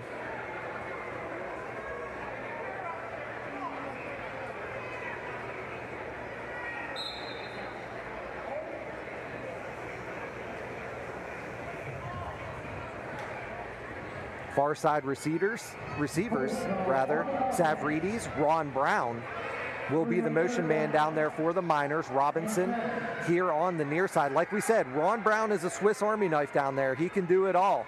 Russell, back to pass, looking toward the end zone. He has Ron Brown right on cue. Touchdown, Miners! A 17-yard touchdown strike from Grant Russell to Ron Brown. It's a great job there by Ron Brown, right on cue, like you mentioned, Chris. I've seen him play defensive back. I've seen him play quarterback.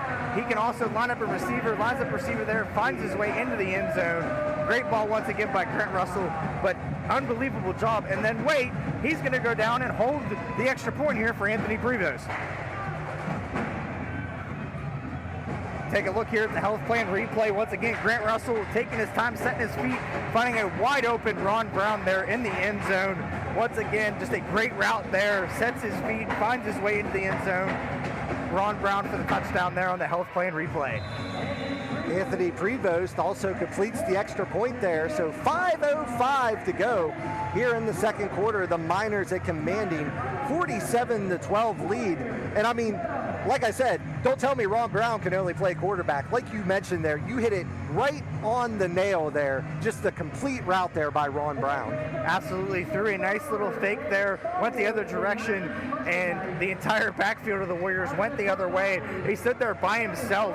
I mean, he could have had a picnic, he could have had lunch, he could have had whatever he wanted there in the end zone. He was that wide open. Jeff, now is also a good time to tell our fans you are now under the half-hour mark. Once again, a half-hour left here in the Star Wars jersey auction. Once again, on the Live Source app, on either your Apple or Android device to search Wheeling, West Virginia. And then also you can find the link on the Miners Facebook page. So once again, make sure 30 minutes left here on that one. Don't forget, here coming up at halftime, we will have the exhibition of the lightsabers there from the Outer Rim Praxium Lightsaber School, as you get a nice look there at Darth Vader and also at the Stormtrooper. And then also we will see our Miners dance team and also the Mine Line. And then Jamarcus Webster will be joining me before we head back to action here to break down all this stats and scoring summary from the first half of play. So Grant Russell, 143 yards through the air and 6 touchdowns. Already only 1 incompletion on the night for Mr. Russell.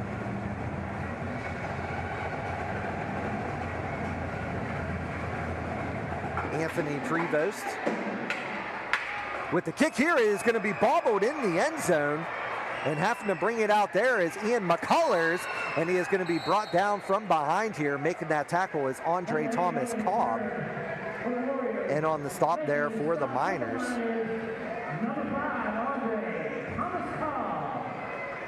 So Thomas Cobb getting some special teams action there and making the stop for the Miners. Ball will be on the 10-yard line here of the Maryland Warriors. 2 interceptions on the night for the Miners, one coming in the hands of Tyree Williams and the other of Dante Mason. Williams, near side defensive back, Mason over on the far side. Devontae Tinsley, like to give a big shout out to his family listening in from the North Carolina area. Woodard back to pass, finds a wide open man. It's Cam White down on the near side, and he is going to be hit hard by Tyree Williams and Javon Johnson. Johnson with his team leading 3rd tackle of the night for the Miners. So Williams in on the stop there.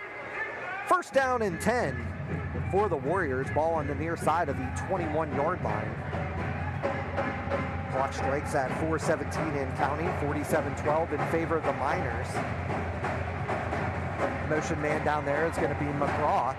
Here is the QB keeper by Woodard, and he is going to be hit hard by Javon Johnson. No gain on the play, and that'll bring up a second down here for the Warriors. Great neck recognition there by Johnson to see the run, come up, step up in the hole, and make the huge stop there. So Javon Johnson, they're going to actually mark Woodard, the quarterback, down at the 20-yard line, so called a loss of 1 on the play. Ball on the near side hash mark of the 20-yard line. Second down and 11 here for the Warriors. McCraw will be the motion man for Maryland.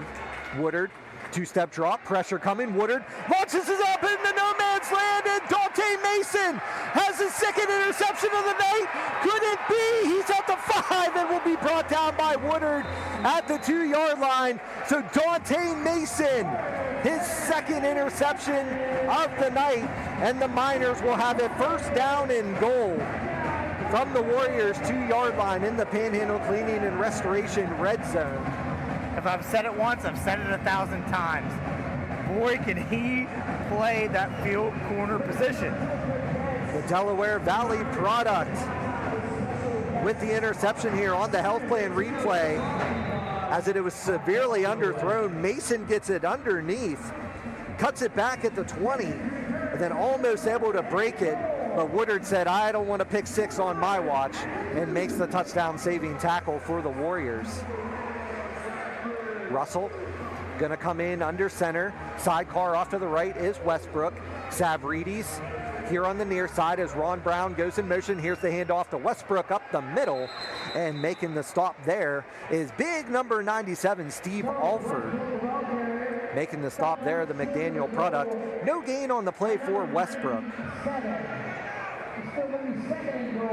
They'll bring up second down and goal from the Warriors 2 in the Panhandle Cleaning and Restoration red zone. Zellum is the declared tight end off to the left. Savridis and Ron Brown, the near side receivers. The motion man is Isaiah Robinson. Robinson going from the back. Russell back to pass, bounces off one tackler. Russell flips toward the end zone, but he is going to be upended on the play. Making the big stop there was Nycam Beverly, but Grant Russell, no matter what the score is, he sacrificed his body on that one and went head over heels. No gain on the play, and that'll bring up third down and goal here for the Miners. But a great job by Russell to be able to break off that tackle on the sack. But my goodness. Him and Coach Rez have a laugh down there, but he's probably telling him, do not do that again. Yeah, son, I will put you in timeout. Westbrook, the sidecar off to the right. Russell coming in under center as he sends Ron Brown in motion. Here's the pitch out to Westbrook, and he's into the end zone for the second time tonight. Charles Westbrook, let's give him 6 points. What a great run there by Westbrook. Finds the hole, finds his way into the end zone for the second time.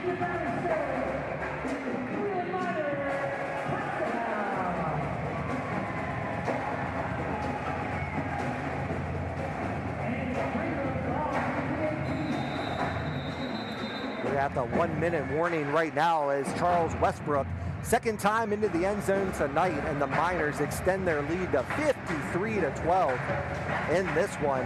And just what a block on the outside there by, I believe that was D. Dixon, with the big block, and this the big push down there by the offensive line of Joel Zellum, Israel Evans, and D. Dixon. Prevost in to attempt the extra point here. This will be out of the Ron Brown hold. R.C. Everbeck, the long snapper. It's going to be a low snap. Prevost able to get it through the uprights, and good. So exactly 1 minute to go here in the first half of play. The Miners a commanding 54-12 lead.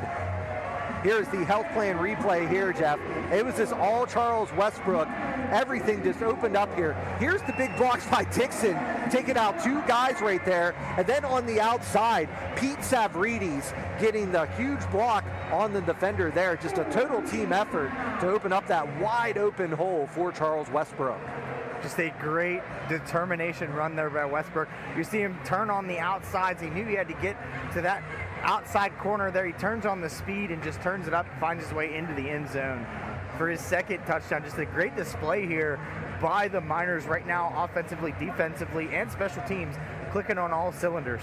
193 yards of total offense right now for the Wheeling Miners, 143 yards through the air, and then Charles Westbrook, 4 carries for 48 yards and 2 touchdowns on the ground. Grant Russell is 8 for 9, 143 yards and 6 touchdowns through the air. Isaiah Robinson, 2 receptions for 24 yards. Jeremiah Flores, 3 receptions for 87 yards. Andre Thomas Cobb, 1 reception for 7 yards and a touchdown. And Ron Brown, 1 reception for 17 yards and a touchdown for this Wheeling Miners squad. See what Prevost is going to decide to do on this one. See if he wants to try for the Uno. Might as well. I mean, yeah, he's tried everything else. I mean, hey, he knows I want one this season. absolutely. R.C. Everbeck. Once again, we'll have to get the updated count. It was 36 going into tonight's game. Once again, trying to become the oldest player to play 100 plays in a professional uniform. D.T. Thomas and Jahard Nelson back deep here for the Warriors.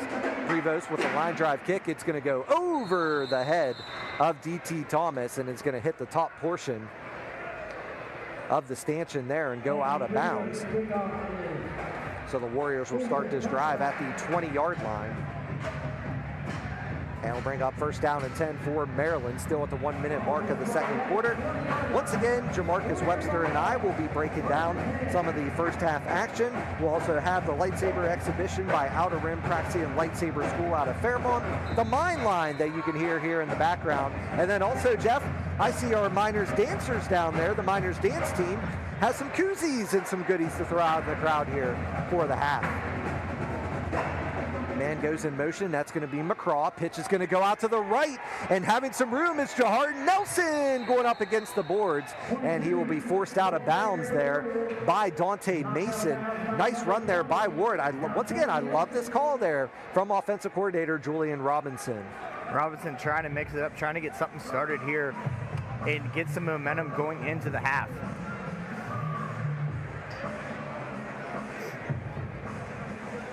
Nelson has one of the touchdowns on the night here for the Maryland Warriors. Also had that big kick return early in the game. So Nelson going to be the sidecar off to the right here of his quarterback, Woodard. Clock strikes at 53 seconds. It's going to be a fake pitch. Woodard looking toward the end zone. He had a man wide open. Is tripped up on the play there was Mason. Pass falls incomplete, intended for Anthony McCraw. And that'll bring up a second down here for the Warriors. As unfortunately we have somebody shaken up down there for the Maryland side. The number 21, Tydree Stern, wide receiver. I was going to say there was a lot of crisscrossing down there and a lot of bodies that collided. Miners leading 54-12 with 49 seconds to go here in the second quarter. Miners athletic trainer Kat Garman down there on the field working on the injured player, Tydree Stern. And he is going to be able to be helped to his feet. And he'll be able to come off the field on his own power is Stern.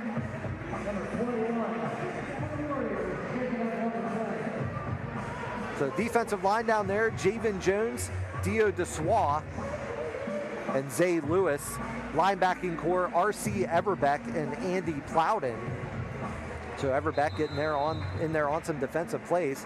Tyree Williams, Aaron Finch, and Dante Mason, the defensive backs down there for the Miners. Man going in motion is McCraw for the Warriors. Woodard back to pass. Here comes the pressure. Launches one to the fan, who makes the catch in the Lamar Jackson jersey. Yes, flex there, young man. What a catch by the man in the Lamar Jackson jersey as you see him there on the screen. Jeff, there's been plenty of impressive catches here tonight, but I think the young man there just made a pretty impressive one as well. Sign him up. Absolutely. It's a great catch there. Sees the ball in, makes an unbelievable catch. Hey, 6 in my book. Hey, I was impressed. So third down and 10 upcoming here for the Warriors. Near side receiver is Cam White. Sidecar off to the right here is Nelson. Woodard back to pass, launches one again, and what a breakup there! Tyree Williams says, not on my watch. And he has his second pass deflection of the night.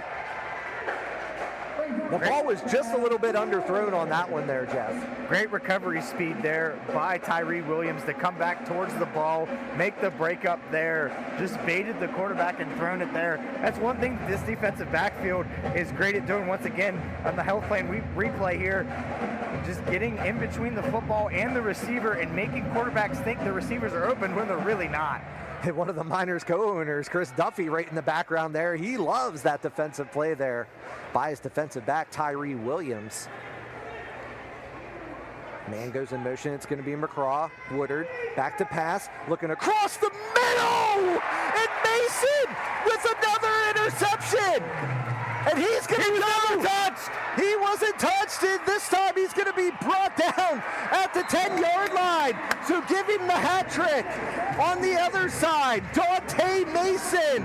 Welcome to the Miners, and his third interception of the game. And as you heard Jeff there in the background, he wasn't touched.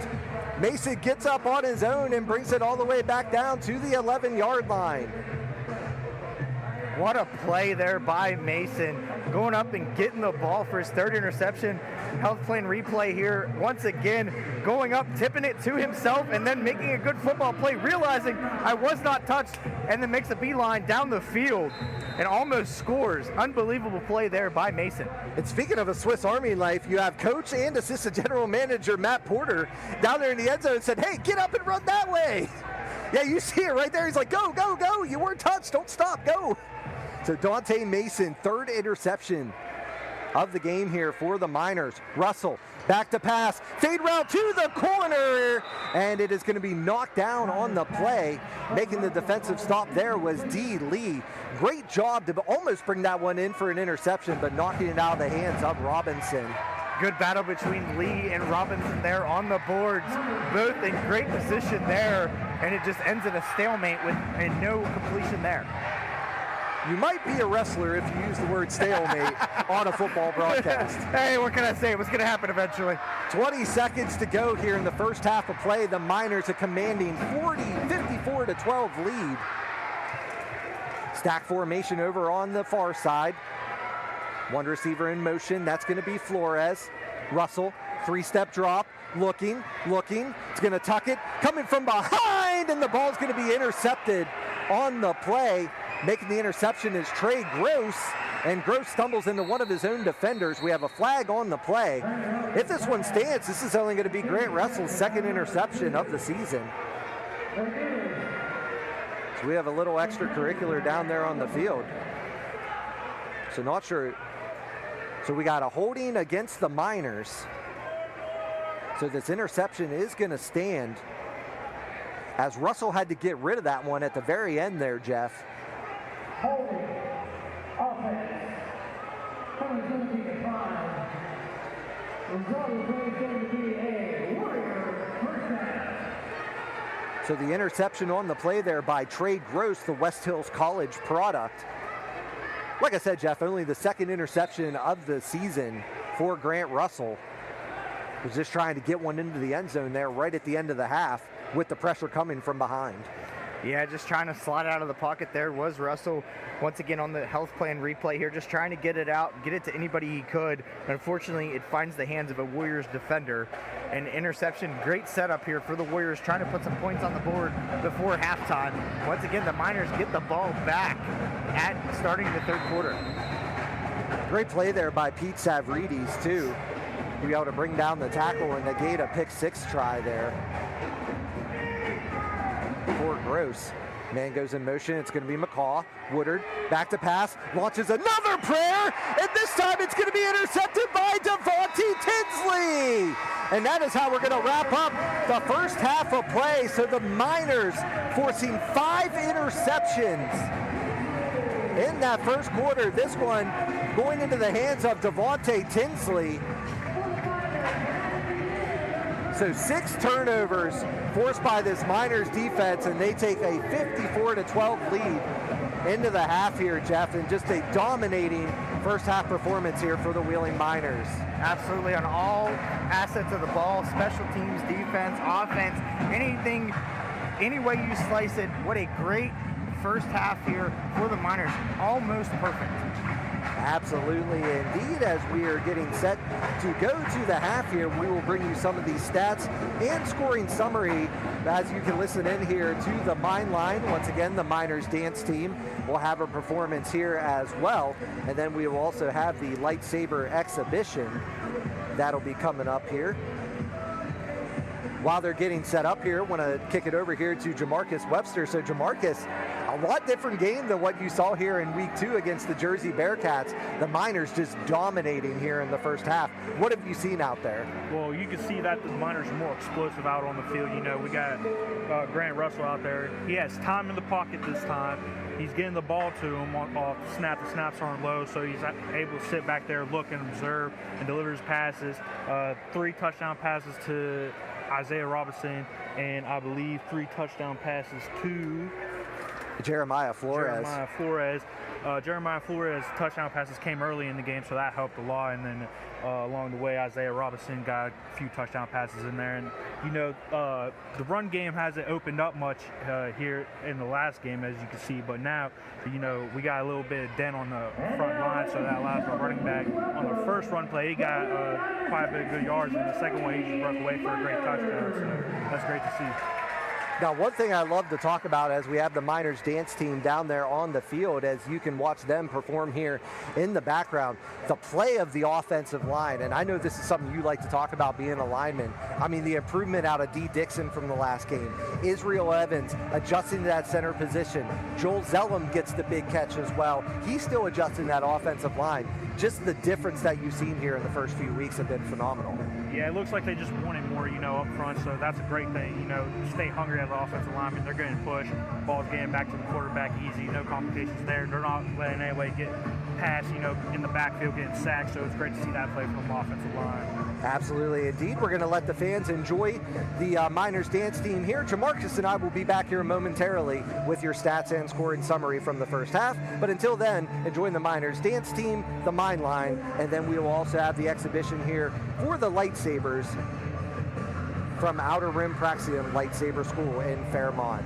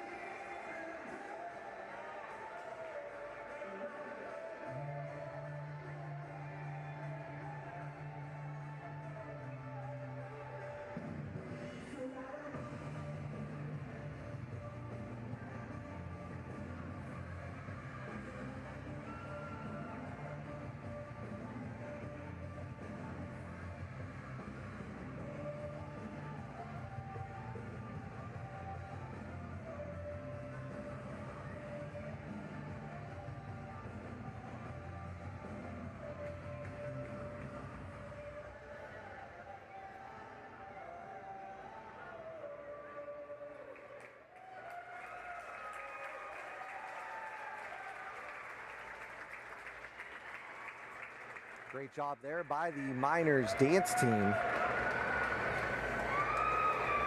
Looks like Darth Vader is getting amped up down there on the sideline as we get another look here of the Miners dance line.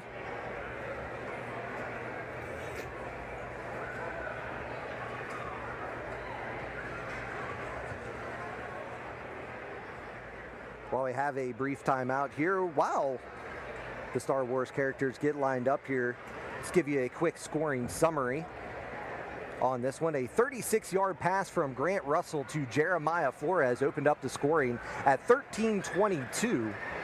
of the first quarter of play to make it 6-0 in favor of the Miners. And then Grant Russell found Flores again with about 5 minutes later, a 20-yard pass to make it 14-0 in favor of Wheeling. Jordan Anderson, though, answering back the other way for Maryland to make it 14-6 in favor of Wheeling. But Grant Russell answering right back, an 8-yard touchdown pass to Isaiah Robinson to make it 21-6 in favor of Wheeling. Grant Russell, his 4th touchdown pass of the night, 3rd to Jeremiah Flores from 31 yards out at 1:57 of the first quarter to make it 27-6 in favor of the Miners. And then Charles Westbrook breaking loose a 40-yard touchdown run to end the first quarter, 33-6 in favor of Wheeling. Grant Russell would get things started again in the second quarter. It was a 7-yard touchdown pass from Grant Russell to Andre Thomas Cobb to make it 46 in favor of Wheeling. Tyler Woodward to Gerard Nelson, though, would answer right back for the Maryland Warriors from 13 yards out. It was then a 40-12 Miners lead. And then Grant Russell, his 6th passing touchdown of the night, this time into the hands of Ron Brown to make it 47-12 in favor of the Miners. And then Charles Westbrook, his 2nd trip to the end zone on the ground here tonight. And that's what gives us a 54-12 lead for the Miners here in this one.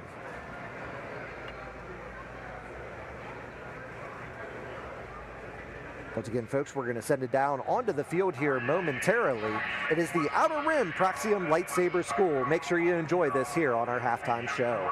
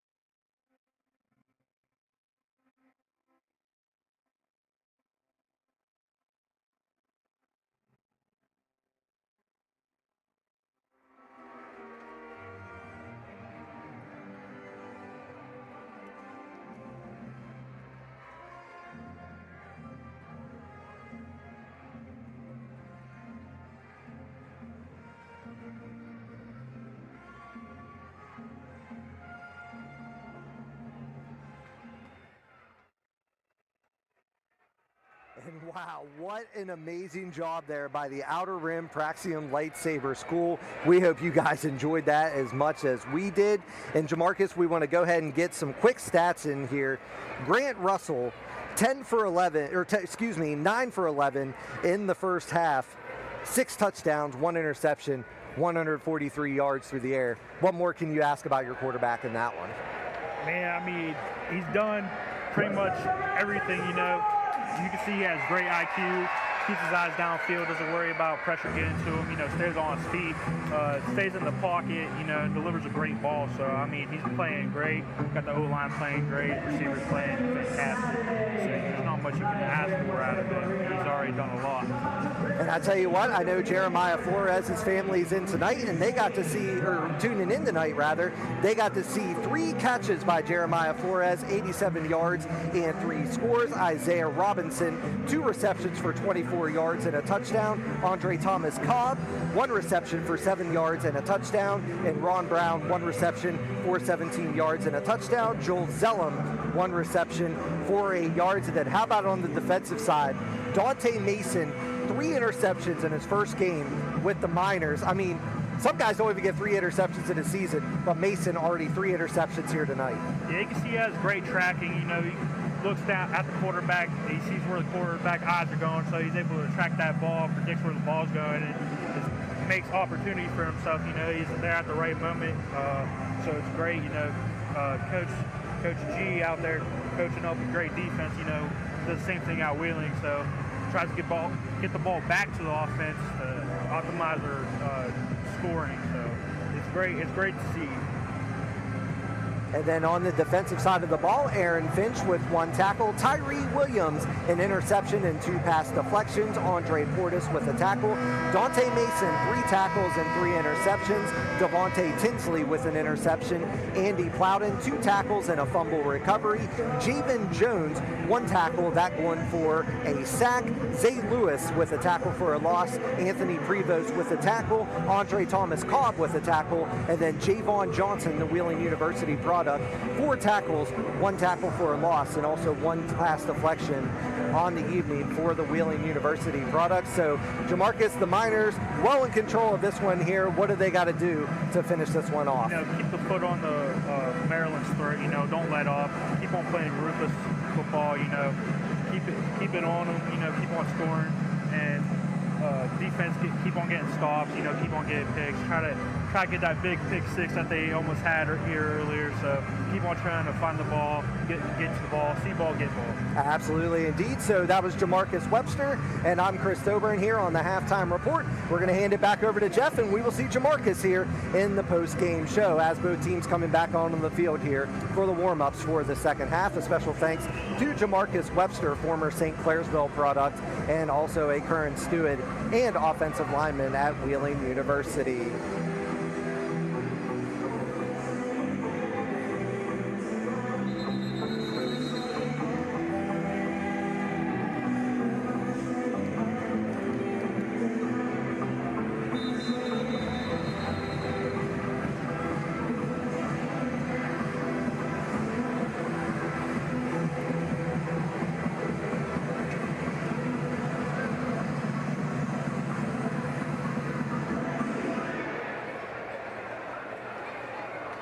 The Miners kicked off to begin this game, so they will be receiving the second half kick here. Come off the foot of Malcolm Dowry.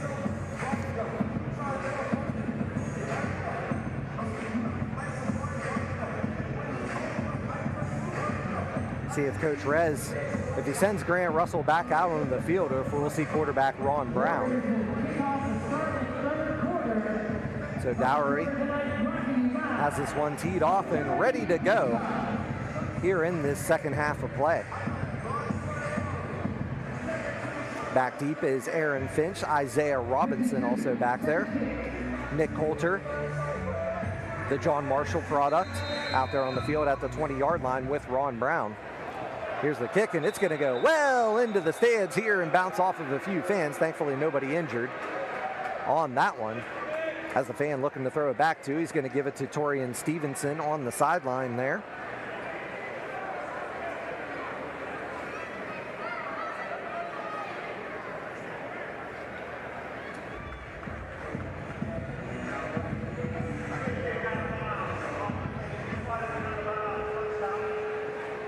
So ball will be on the 20-yard line of the Warriors. Ball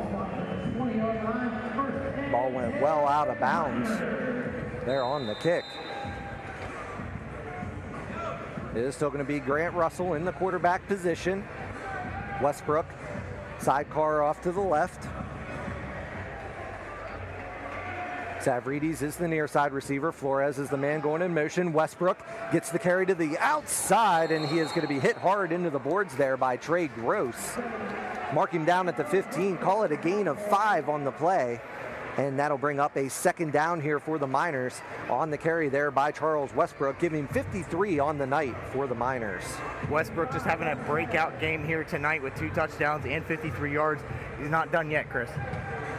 The ball on the near side hash mark of the 15-yard line. Savridis is the far side receiver. Robinson here on the near side. Westbrook, the sidecar off to the right. Jeremiah Flores looking for that 4th touchdown as he goes in motion, and right on cue, Russell to Flores, touchdown Miners. Give Jeremiah Flores 4 receiving touchdowns on the night. It's like he heard you, Chris. Flores makes a great route there, breaks it off from the corner there, catches it, finds his way into the end zone. Once again, great protection by the offensive line and great ball by Grant Russell. And that's the thing. I mean, I know the type of player Jeremiah Flores is, and if he gets open, he's going to make you pay, and he does there. Grant Russell, 7 touchdowns on the night. So it only took 2 plays for the Miners, and they get another one on the board here as they lead 60-12. Just underway here in the 3rd quarter. Anthony Prevost set to attempt the extra point. This is going to be out of the Ron Hall hold, and it's going to split the uprights, and good. 61-12 in favor of the Miners. 13-13 to go here in the second half of play.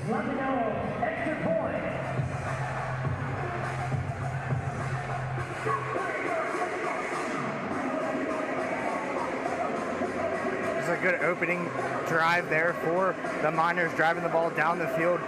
Flores finding the end zone for the 4th time. Just unbelievable display out here tonight. Once again, just picking up where he left off and exceeding that from the last time he was here at WesBanco Arena. And that's the thing about Jeremiah. I mean, his route running is just perfection out there, especially when you send him on one of those flag routes out to the corner, or if you send him on a post route. He is just very dangerous when he gets open out there. Absolutely. I mean, you put him in motion, you have him as the first receiver on the line, it does not matter. You put him in the slot, he could play all 3 positions and still make you pay and find his way into the end zone. Anthony Prevost set to kick off. Back deep here is D.T. Thomas, Jahard Nelson for the Warriors.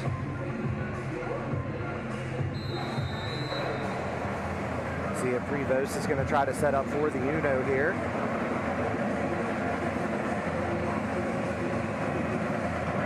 It's going to be a line drive kick, and it's going to go between the legs of one of the returners for the Warriors. But Nelson on the return here, and Nick Coulter making the big stop there for the Miners at the 15-yard line. Multiple flags down on the field, Jeff. Flags on the play, but excellent play there by Coulter, the JM grad. Ohio Valley born and raised is Coulter. I think we're going to have a blindside block coming up against the Warriors. 2 of them.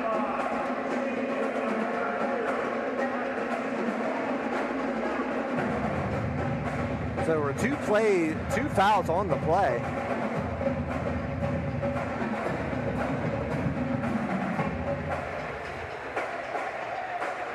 So 2 fouls on the play. It's going to bring the Warriors back to their own 8-yard line. Line doing a great job here in the background. Man goes in motion. That's going to be McCraw.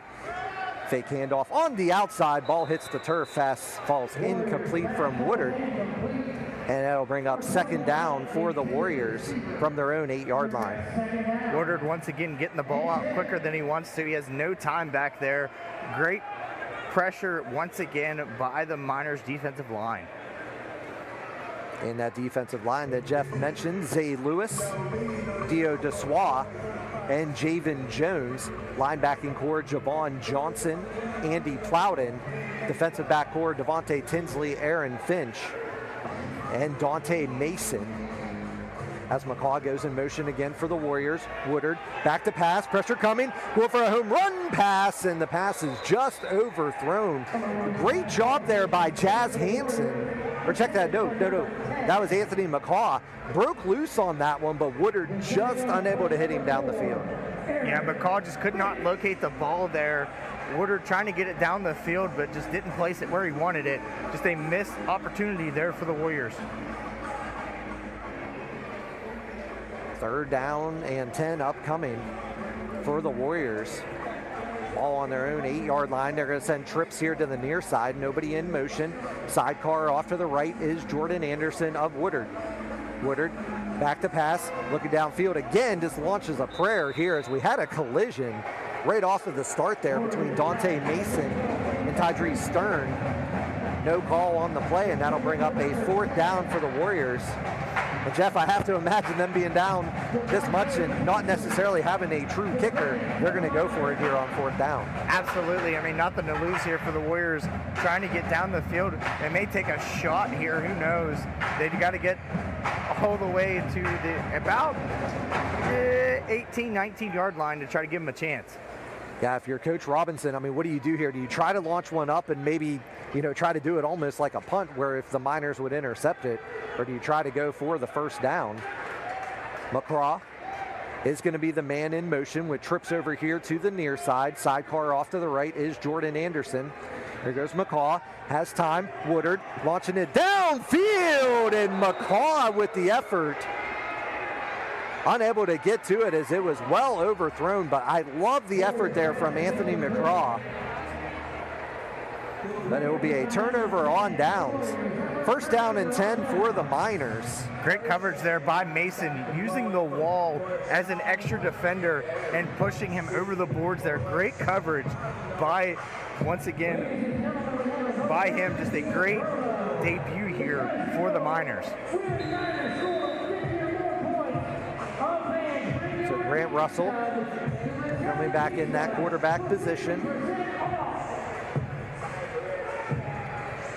Inside the Panhandle Cleaning and Restoration red zone. 1st down and 10. Westbrook, the sidecar off to the left here. Robinson, the man in motion for Wheeling. Here's the catch by Flores. Pass is complete. Be a short gain on the play. As we have a fight here in the corner. Isaiah Robinson getting tied up there with Trey Gross. Cooler heads are going to prevail here. So we're going to have multiple flags on the play. As the pass was complete to Robinson. Officials are going to come together to talk about this one. So if this play stands, it was the first time that Jeremiah Flores touched the ball and didn't get credit for the touchdown.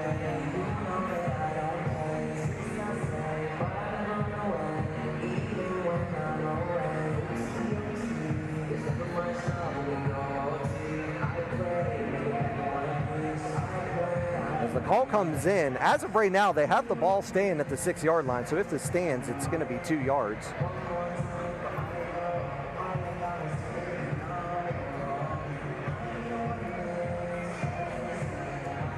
Here comes the call from the official.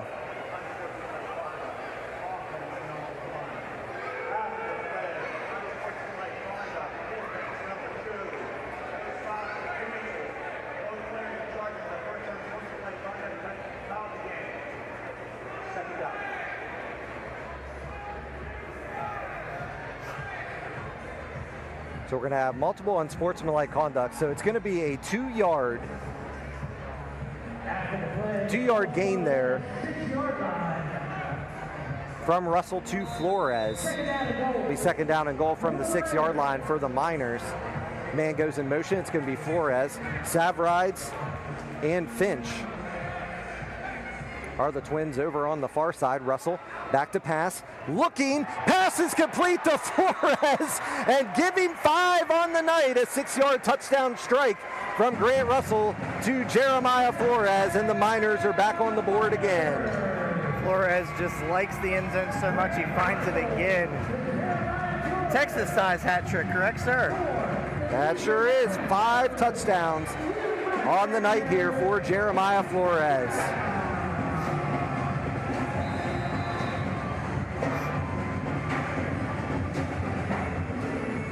Anthony Prevost in to attempt the extra point here with 9:14 to go. Here's the snap. Ron Brown gets it down. Prevost gets the kick up, and he will split the uprights and good. 9:03 to go here in the third quarter. 68-12 in favor of the Miners. As we will have the media timeout here.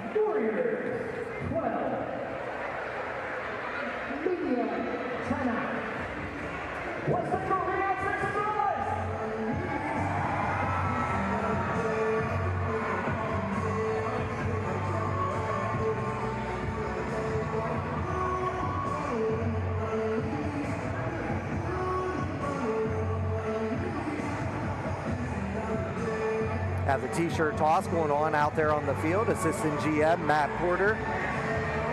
Miners co-owner Chris Duffy. Along with a few of the staff here, the Miners dance team making their way out. Want to give a special shout out to the family of Andy Plowden, the Teal University product. Javen Jones's family, the Fairmont State product. Thank you all for joining in here tonight. Also Zay Lewis, the Wheeling University product. Thank you guys for tuning in here. We hope you're enjoying the broadcast this evening. Like I said, folks, this is the second home game for us, so hopefully we cleaned some things up and you guys are enjoying tonight's broadcast here for this one as the Miners have a commanding 68-12 lead. Also, the family of R.C. Everbeck, 54-year-old R.C. Everbeck, linebacker out of Santa Monica College. Once again, on his way to becoming the oldest player to play 100 plays in professional football. He's already the oldest collegiate football player.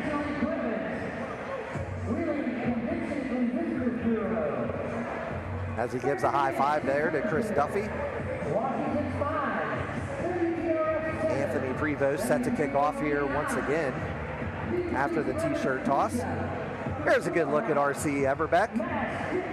I'll tell you what, Jeff, you would look at him, you would never think he was 54 years old. Absolutely not. It's just the number on his jersey and the number of his age. But boy, I mean, just to look at him, he's in great physical shape. I mean, he looks like a football player down there. He doesn't look like a 54-year-old should. I mean, he was also a decathlon athlete, a Division I decathlon athlete at that. Anthony Prevost set to kick this off. I'll tell you what, he looked up to the crowd and kind of gave the one in the air. So are we going to have an Uno attempt here for Anthony Prevost as he wants Everbeck to go over on the other side. He's going to launch this one up into the air, and making the return here is going to be Kadeem Bailey, and he'll be brought down inside the 15-yard line. Everbeck and Javon Johnson in on the stop there for the Miners. Once again, Prevost just trying to try some different things, and it's a great time to do it. Just try to perfect that kicking game of Anthony Prevost. So the ball will be on the 13-yard line here on the near side. First down and 10 for the Warriors.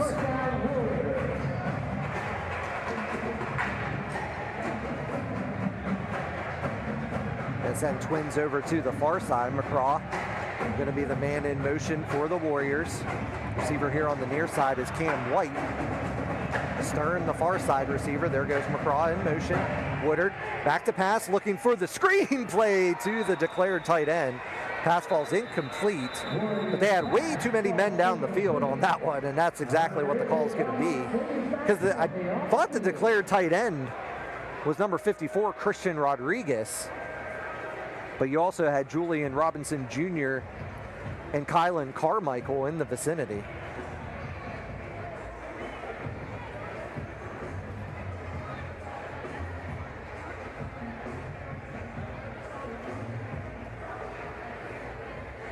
Here comes the call here from the official.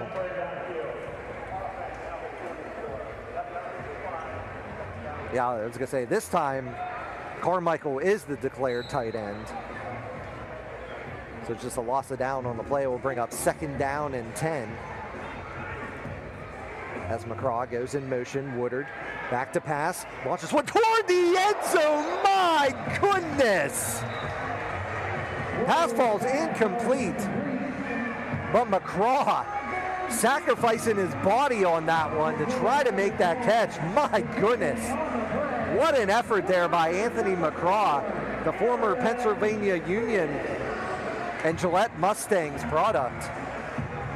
Jeff, you got to hand it to McCraw on that one. He tried to go into the crowd. He did everything he could there to try to secure that touchdown. And unfortunately, the boards coming down on that one, is we're going to have a quick stoppage in play. Aaron Finch, the officials, and Dante Mason. A group effort down there. Oh my goodness. I still can't get over the play there of McCraw. 3rd down and 10 upcoming. R.C. Everbeck and Javon Johnson are the linebackers here for the Miners. Trips over to the far side.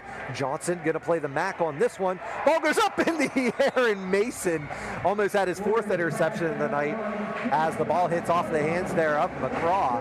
And that'll bring up a 4th down here for the Warriors.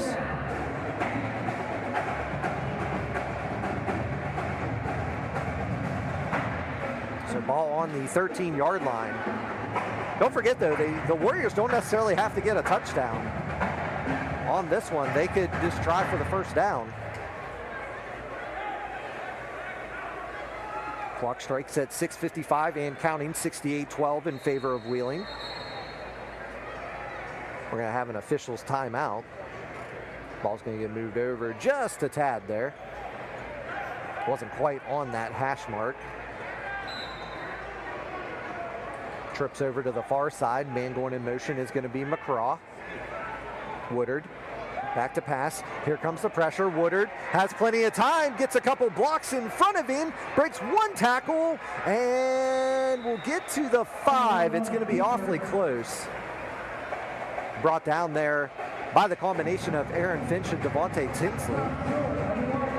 Good job there by Mason to try to make the initial hit there, but just got enough of him for his defensive backfield foes to stop there and make the 4th down stop. So it'll be a 4th down stop at the 5-yard line, where the Miners will take over with 6:25 here on a stop clock. Don't forget, folks, you can follow the Wheeling Miners on social media, on Facebook and Instagram. Also, stay tuned for the official announcement for the next game for the Wheeling Miners. It'll definitely be next weekend at WesBanco Arena, more than likely on a Sunday, May the 12th. Man goes in motion. That's Ron Brown. Russell back to pass. Russell going to try to launch one down the field. Oh, just past the outstretched arms of Ron Brown. What a perfectly thrown ball there by Russell, but just a little bit too far out of the reach of Ron Brown's hands. Ron Brown ran a good route there, had good separation, just not enough there. Russell put too much air on it, just has to pull it back just a tad, and that's 6 every time. Brings up 2nd down and 10 for the Miners. Ball on the far side, near side hash mark of the 5-yard line. Savridis, the far side receiver. Ron Brown will be the motion man, and Andre Thomas Cobb here on the near side. Russell back to pass, looking for Ron Brown. The pass is going to be intercepted on the play. Making the interception there is D. Lee.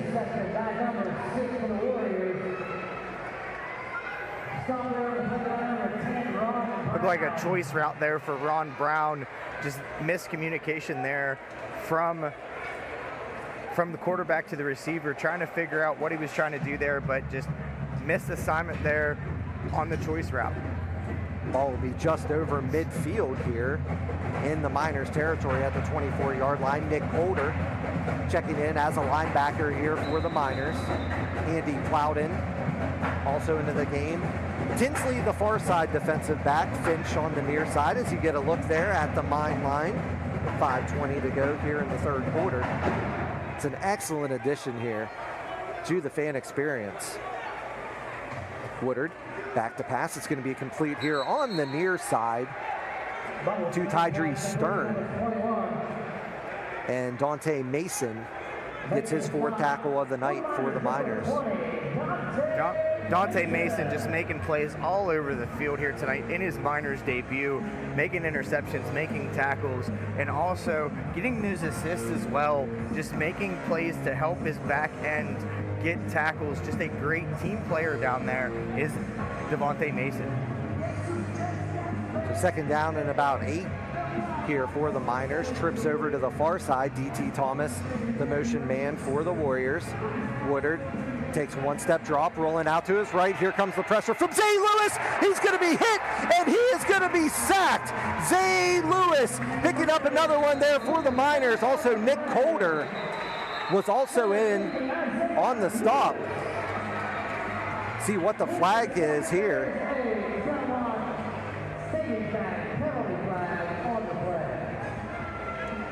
See what the flag is here from the back judge.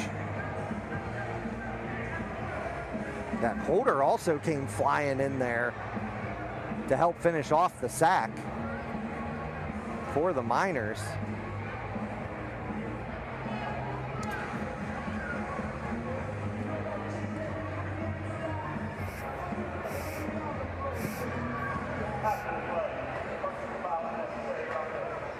So we have an unnecessary roughness call coming up against the Maryland Warriors. That's going to move them back even further, as offensive coordinator Julian Robinson would like an explanation here from the officials. For 10 tons of stone to fill that possible driveway. The winner is section 208. So half the distance to the goal. Section 208. 3rd down into the Wheeling suspension bridge here for the Warriors. They are on their own 9 and have to get all the way to the Miners 15. .419 to go here in the 3rd quarter, 68-12 in favor of Wheeling.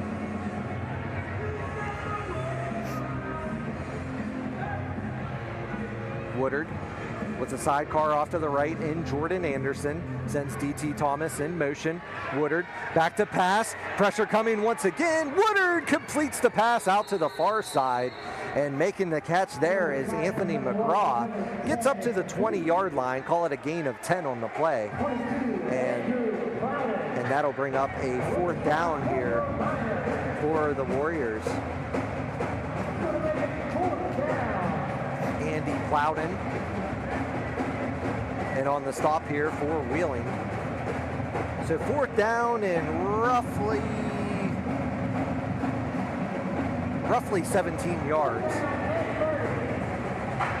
Ball on the far side hash mark of the 20-yard line. Sidecar off to the right is Jordan Anderson. DT Thomas going in motion. An invite of the Carolina Cobras in the National Arena League. Here comes Coulter through, and he gets the sack. The John Marshall product gets to Woodard and brings him down on the play, does Nick Coulter. Great play there by Coulter. Busting through, getting the quarterback, not stopping until he hit the ground. Great play there by Coulter. So Coulter, one of the invites from the tryout. A crazy thing about Nick Coulter, Jeff, since he last played in the OVAC All-Star game just right across the river here, he has not played organized football in 4 years, and then gets the sack there from his MAC linebacker position. Yeah, started out, they wanted him on the defensive line. He's kind of moved around a little bit due to some injuries and things, but he moved in that MAC linebacker position, and he makes the best of his opportunity there and gets the sack. Jeff, he was a safety when he played at John Marshall. So the ball will be on the 7-yard line. 3:08 remaining here in the 3rd quarter. Miners have the ball, 1st down and goal from the Warriors, 7 in the Panhandle Cleaning and Restoration red zone. Another look there at the Wheeling Miners dance team.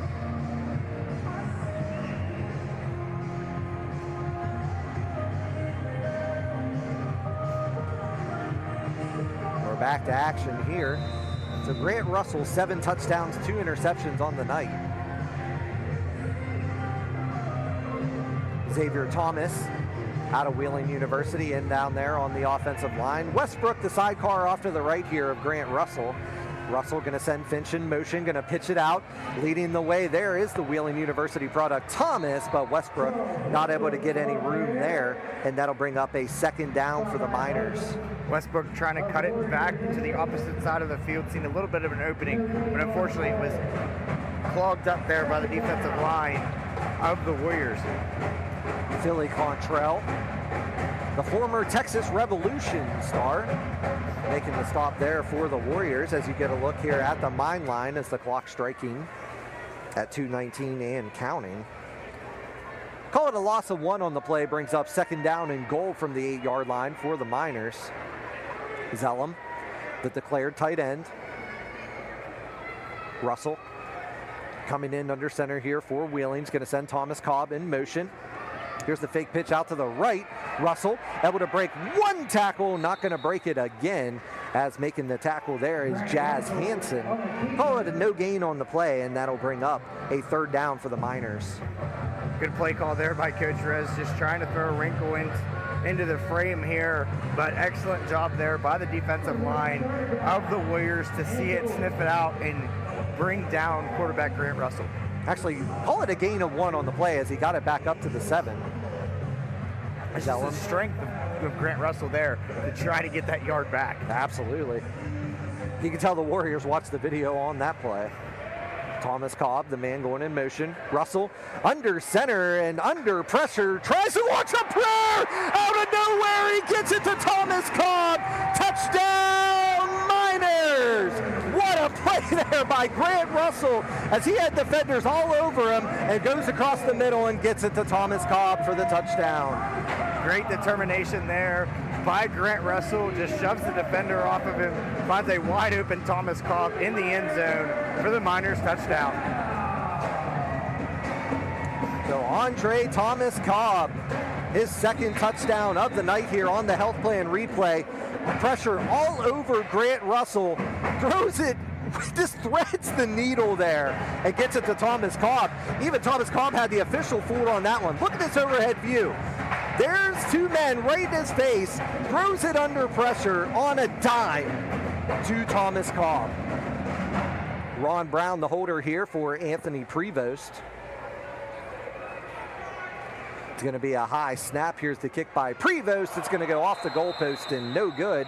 And the Miners, though, keep a 74-12 lead with 10 seconds to go here in the 3rd quarter of play.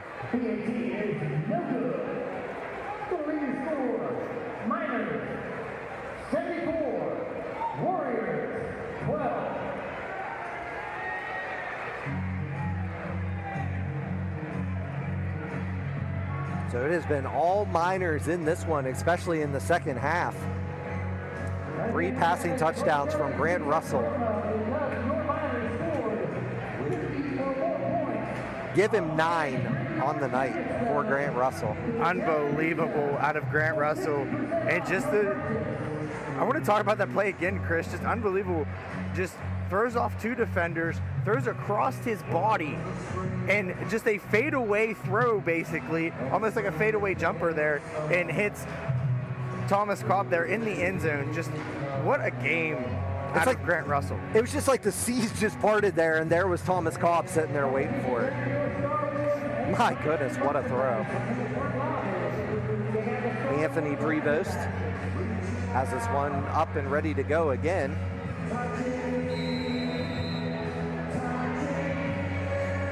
As Prevost being a conductor out there with the crowd. Now he's got the hand clap going. I love it. That's exactly what Prevost was waiting for. Sorry, folks, I can't say what was said here in the arena on the air. But if you're a WVU fan, I think you know. DT Thomas, the Carolina Cobras invite. He gets one down here, and what a return there by DT Thomas, being brought down by the combination of Anthony Prevost and Aaron Finch. Good speed there by Thomas to cut it up the field. Good protection there out of his return team, and the Warriors setting up good field position here for the Maryland Warriors. He is a burner down there, is DT Thomas. Absolutely, he turned it on. I mean, just a great job there by Prevost to backtrack against the play there and make the tackle against the boards and get some help. So it brings up first down for the Warriors. No, it doesn't. Go ahead and get those fours up as we are headed to the fourth quarter. The Miners well in control of this one, 74-12 over the Maryland Warriors. And Jeff, I mean, just a dominating performance here. A few things, obviously, Coach Rez and the coaching staff would like to clean up, but just a dominating performance here by the Miners. Absolutely. I mean, like we've mentioned all night long, all phases of the game here tonight, the Miners have hit special teams, offense, defense, everything that they've done it and worked it to perfection. And just what great additions to this team has Mason been. And we, unfortunately, Savarini's, we haven't seen him too much tonight. He's seen his options, but man, in the blocking game, he has really thrown some great blocks out there and sprung some touchdowns for his fellow wide receivers. Every player in the lineup tonight just has contributed to this blowout right now. I mean, that's the thing, like, you haven't even seen Larry Ford or Andre Portis this entire quarter, but it's giving, you know, some younger players, some guys that don't have arena experience yet, is giving them a little bit more of an opportunity. And Coach Rez also keeping Javon Johnson out there, you know, one of the starters, but getting him some more arena experience. Nick Holder, another one. Andy Plowden also. And it looks like he's actually going to move. Yeah, he's going to move Dante Mason in either to the MAC or the Jack position. Nope, never mind. They're going to move him back out. All right, I stand corrected. R.C. Everbeck, that will be in the Jack position. Javon Johnson will switch over to the MAC in that sprinter stance. First down and 10 for the Warriors from the 16-yard line. McCraw goes in motion, looking over here to the near side. Beautiful catch by Tydree Stern, but meeting him right away is Dante Mason. Dante Mason coming up, making a nice hit there, staying all over the receiver. Yes, he made the catch, but he didn't move anywhere. Picture perfect tackle there by Dante Mason. Gain on the play up to the 12-yard line, call it a gain of 4, and that'll bring up a second down here for the Warriors. Different look here with Javon Johnson, like you mentioned, in that MAC linebacker position. His speed is just unbelievable. So a different look here against this Maryland Warriors offense. It's going to be tough to try to move his speed out of the way. Here he goes. Looking across the middle with Dante Mason knocking down another pass. He wanted his 4th interception of the night, but he's going to go ahead and take a pass deflection on that one. And that is a tall assignment in Cam White, who stands about 6'5", 6'6". But that's what I've mentioned. Like, Mason is unbelievable. I mean, I have been talking about this kid all week long. He gets it done. He plays that corner position to perfection. He knows how to break down offenses. Just a good get by the Miners. So a third down here for the Warriors. Man goes in motion for Maryland, and the pass is complete, and it'll be a touchdown for the Warriors.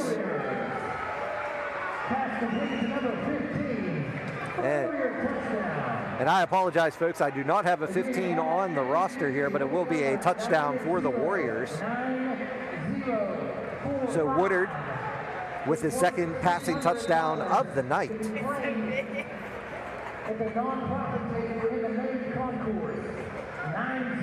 And that'll be from 7 yards out, as they're going to set up for 2 here.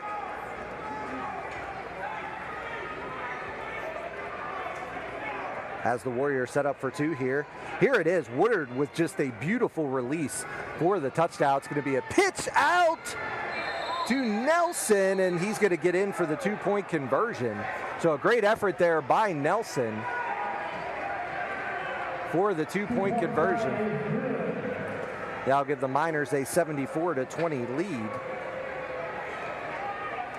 So it's the Warriors drawing first blood here in the fourth quarter. at the 12:24 mark of the fourth quarter. Tyler Woodard, second passing touchdown of the night. This one coming from 7 yards out to number 15. Like I said, I do apologize. We did not have a 15 on the roster.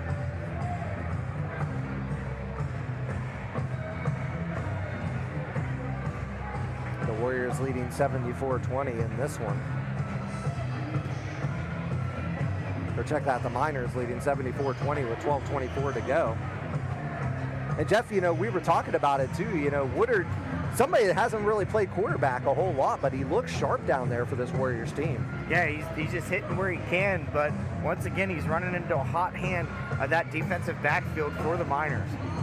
I mean, he's had his struggles though when he was under pressure, but when he has time, I mean, he can pick a defense apart. But that Miners pressure is what has gotten to Woodard tonight. Malcolm Dowry set to kick off here for Maryland. Good off from Dowry.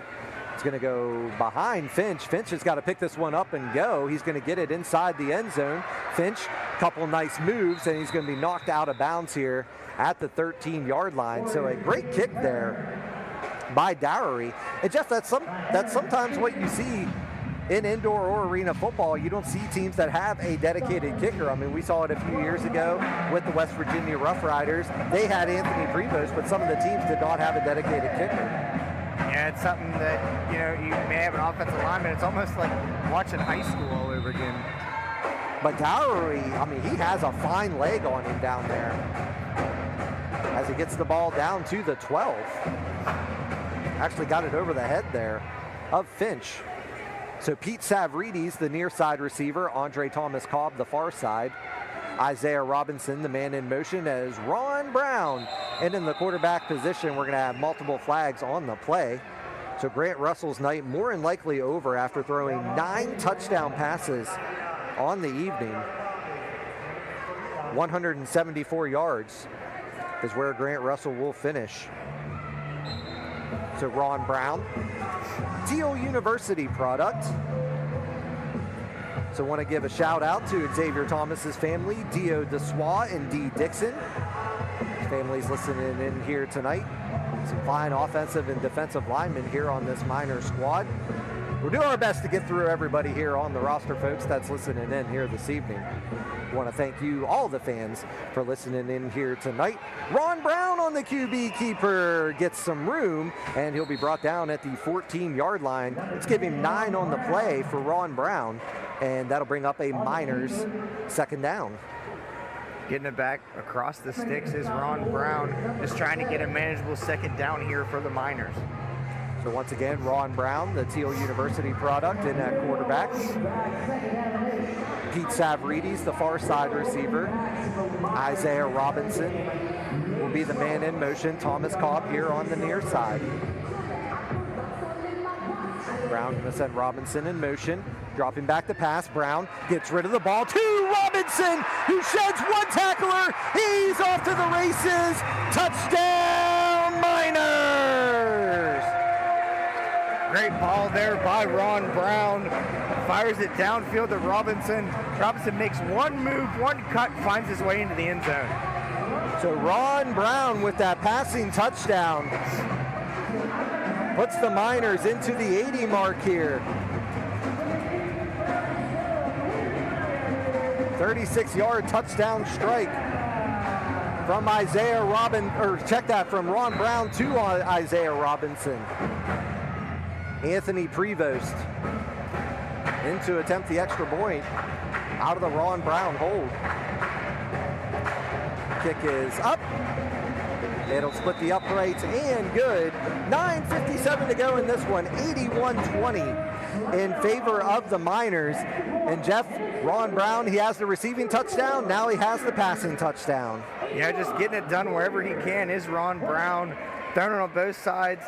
Just receiving has a receiving touchdown and a throwing touchdown. Just great night here, and he's been holding extra points all night long for Anthony Prevost. So, I mean, Ron Brown just doing everything. I mean, you want to try to get him up here for an interview at some point? Let's do it, absolutely. I mean, I'm sure he can do commentary too. I mean, and Ron I'm sure Brown his family would love that, as does the family of Israel Evans. So I don't know how many people from Nick Coulter's families tuning in here tonight, as he is one of the local products, but also the family of Larry Ford and Joel Zellum all tuning in here tonight. So once again, we want to thank everybody for tuning in here tonight. And whether you're a Maryland Warriors fan, Wheeling Miners fan, family, friends, or just enjoying the evening here tonight of Arena football, the Miners are commanding 81-20 lead over the Warriors. See what kicker Anthony Prevost has in store for us for this kickoff. Done something pretty much different every kickoff. I mean, just trying a bunch of different things. Here is kicker Anthony Prevost.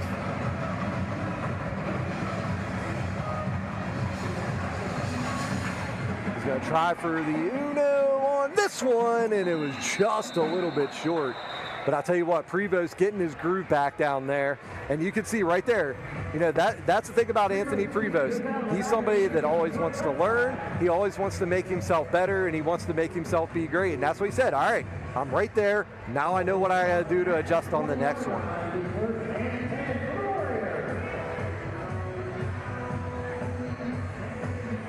Ball will be placed at the 20-yard line here for the Warriors.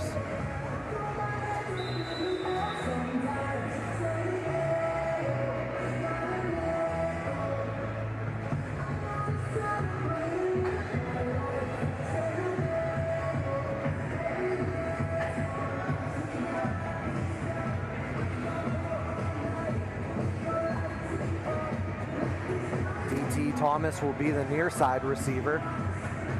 Two receivers over to the far side. One is McCraw, and I believe the other is Stern.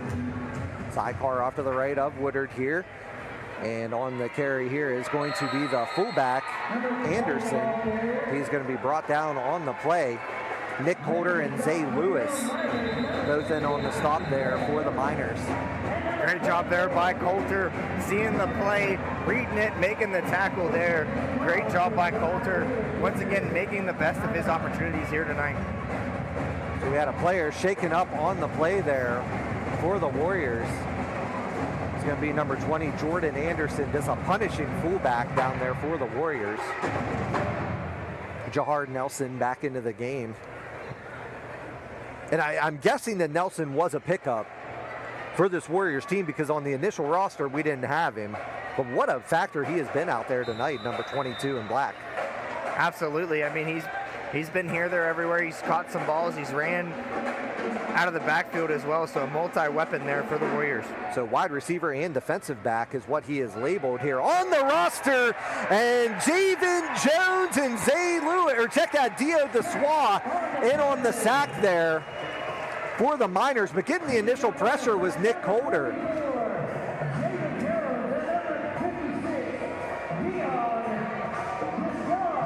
So Dio DeSois in on that tackle and sack as well for the Miners. Call it a loss of 10 on the play. It'll bring up 3rd down and 20. Great to have Dio DeSois back in the lineup too. Missed last week. He actually had a tryout in the Canadian Football League. So Coulter in the MAC position. Plowden is in the jack. Man goes in motion. It's going to be McCraw. Woodard back to pass. A run pass, and McCraw able to come up with the catch. What a catch by Anthony McCraw, and he will have the first down for the Warriors. And McCraw has been all over the field here tonight and gets that big catch right in front of the Miners bench. Great job there. I mean, listen, there's not a ball that he won't try to catch. He put himself over the boards over here on the end zone. He also put himself in the bench there of the Miners, so he will do anything to go after a catch ball. Jeff, you and I are gonna, here's the health plan replay. Woodard just launching one back. And Sarge almost made the catch there too. But McCraw able to hold on to that. Oh, and we're back to action here. And that's what arena football is all about. Pass is complete to McCraw. Stop is made by Mama. There's that guy again, Dante Mason. So Dante Mason there on the stop. It'll be first down and 14, or check that, first down and 10 from the 14, that is. Ball on the near side hash mark in the Miners territory of the 14-yard line.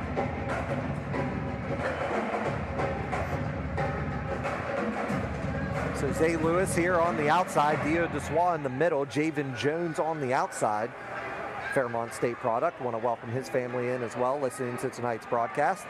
Woodard back to pass. Here comes the pressure from the D-line. He's going to be hit, and he is going to be sacked. Making the initial sack on that one is Dio Dessois. Great job there by the defensive line of the Miners. Just everybody converging in there, all three positions just making the sack. Isaiah Zay Lewis, that is, also in on that sack there for the Miners. Ball will be all the way back at the 21-yard line. Clock strikes under 6 minutes, 81-20 in favor of Wheeling.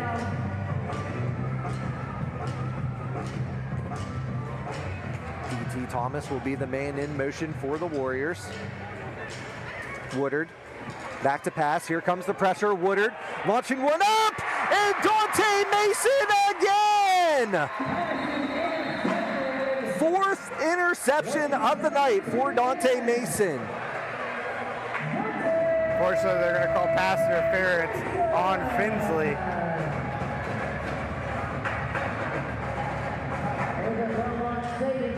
Yep, they are going to call that one back. So unfortunately, Dante Mason won't have his fourth interception of the night. So they're going to have to go back out there once again. So it'll be a first down and goal for the Warriors.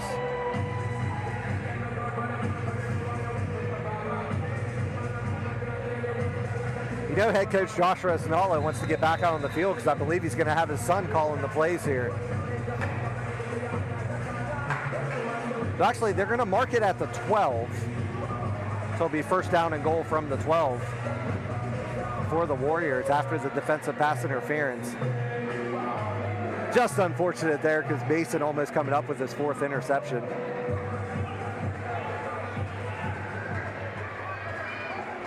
Trips over to the far side.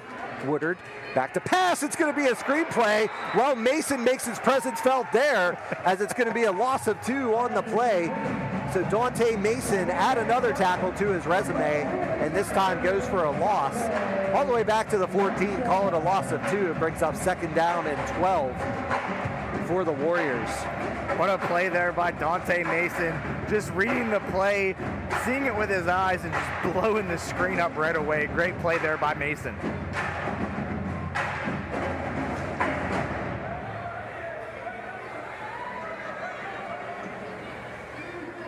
Brings up second down and 12 here. Thomas going in motion. Woodard back to pass. Here comes the pressure again. He's going to be hit, and he is going to be sacked as Javen Jones finishing off the sack there.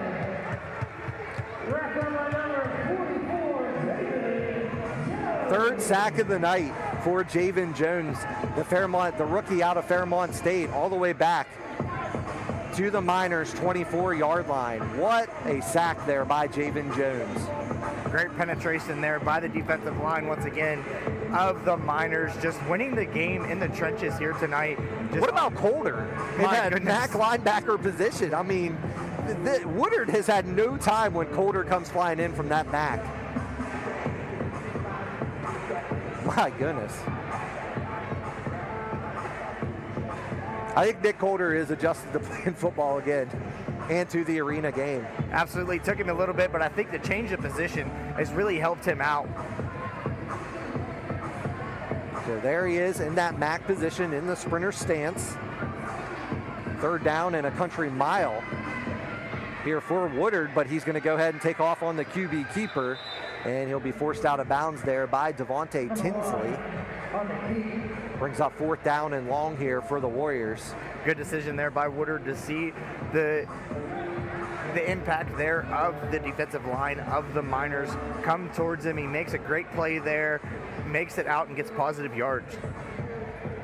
So it looks like the first down marker is about on the 2-yard line there. So the Warriors could still attempt a first down here. Don't necessarily need the touchdown.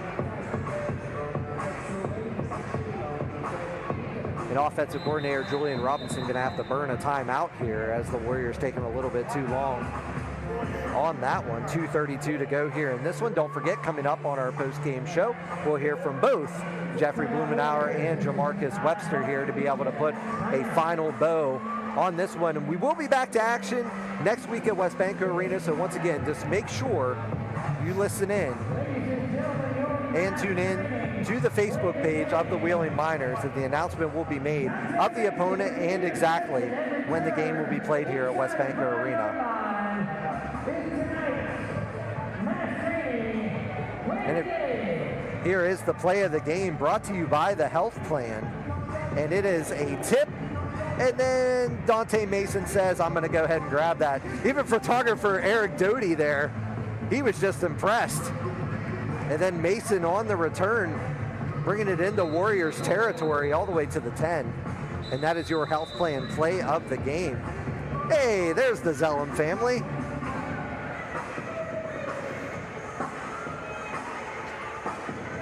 That's what I said. I knew some of them were in attendance here tonight, some of the families. They travel very well. They've been to every game, every away game, the Zellum family. So just a great support group there for Joe Zellum. 4th down upcoming here for the Warriors. Tinsley going to back off on the coverage here. No men going in motion here for Maryland. Woodard going to launch. There's the 4th interception from Mason, and this time it is going to stick, and it will be Miners football. Dante Mason, 4 interceptions on the night, and give the Miners 6 total. And 7 total turnovers on the night here, Jeff. Absolutely. He's getting used to using that hammer down there, is Mason. Just a great first showing here for Mason in a Miners uniform. So, Jeff, here's going to be my question. I don't think there's any on the Health Plan replay here. I'll ask the question here after we see the replay, brought to you by the Health Plan. Very underthrown ball, Mason with the interception and brings it forward. Do you go offense or defense for player of the game here? My goodness, I mean, it can be given to anybody at this point. I'm giving 3 stars of the game here tonight. Absolutely. 3 players of the game here tonight. Minus every single player on the team.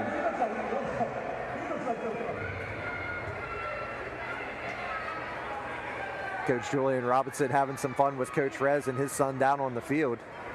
Ron Brown, back to pass. He's going to launch one. Has Thomas Cobb open in the end zone. Touchdown Miners, as Coach Rez's kid's going to go down and enjoy the celebration.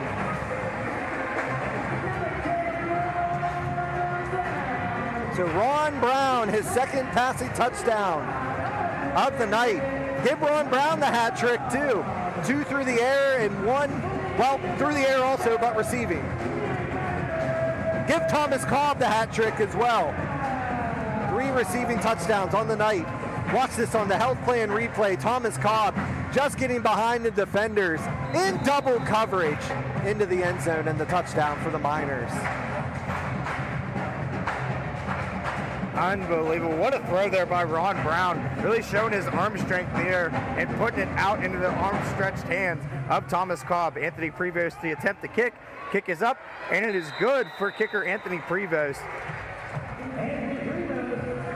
Miners lead 88-20 with 56 seconds left in the 4th quarter.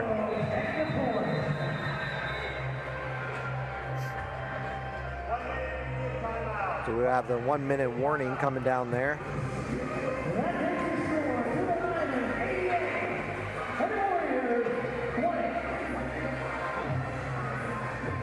So Jeff, I mean, what more can you say about this performance tonight here for the Miners? I mean, just a great, like we've mentioned multiple times, I feel like I'm repeating myself. Offense, defense, special teams. I mean, just unbelievable performance here for the Miners here tonight, putting up a lot of points, having a lot of fun here at home on Star Wars night. I mean, like I said, I can't even pick a player of the game here tonight. I mean, we're going to go with 3. You could give it to any player in a white jersey out there tonight. Absolutely. I mean, this is the game that you expected them to have. Just when was it going to happen? They're hitting on all cylinders and going to continue the streak to go on here with the Miners. And that was one thing, though, that Coach Rez talked about in practice this week. He was not happy with the performance last week against the Maryland Eagles. And, I mean, I think this is also frustration coming out here for the Miners. They know they were a team that could put up a lot of points. They only put up to 30 last week and then a statement win here tonight.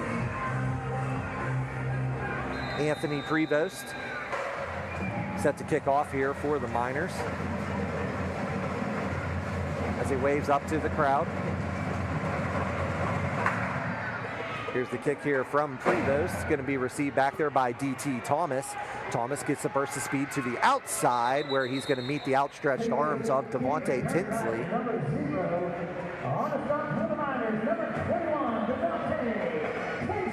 So Tinsley making the stop there on the return by D.T. Thomas. 55 seconds to go in this one. Miners an 88-20 lead over the Warriors.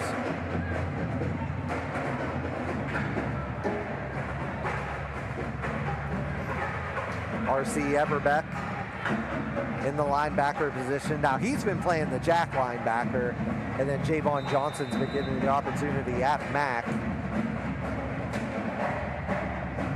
Zay Lewis, Dio DeSois, and Javen Jones down on the offensive line, or defensive line rather, there for the Miners. As you can hear the Mine line in the background. What a great performance, and just what a great addition to the fan experience here. Absolutely. I mean, it gives you that game day feel with the Mine line down there. They play before the games and also during the game, so great addition there is the Mine line. Woodard with a sidecar off to the left. Good to see Jordan Anderson back into the game. The ball was snapped low. Pass is going to be complete here on the near side. Shedding a few tackles was number 21, Tyree Stern. Great job by Javen Jones to come firing all the way back from that defensive line position. 4th tackle of the night there for Javen Jones. Javen Jones really coming into his own here tonight and just getting that breakthrough performance that we knew he could have. Just a great product there out of Fairmont State. 2nd down and 1 upcoming here for the Warriors as the clock strikes under 20 seconds. More than likely the last try here for the Maryland Warriors.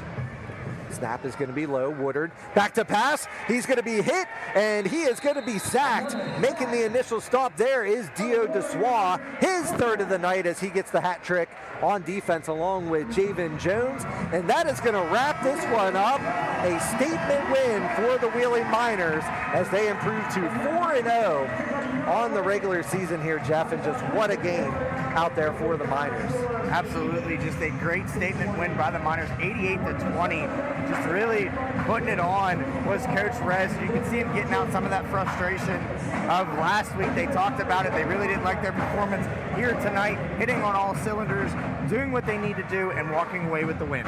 Absolutely. So we're going to go ahead. You're going to go ahead and hand the headset off to Jamarcus Webster, and then Jeff will be joining me here momentarily once again. But the Miners, a blowout victory tonight, 88-20 over the Maryland Warriors. So Jamarcus, like I said at the half, a totally different performance by the Miners here in this one. They get the blowout, 88-20 victory over the Maryland Warriors.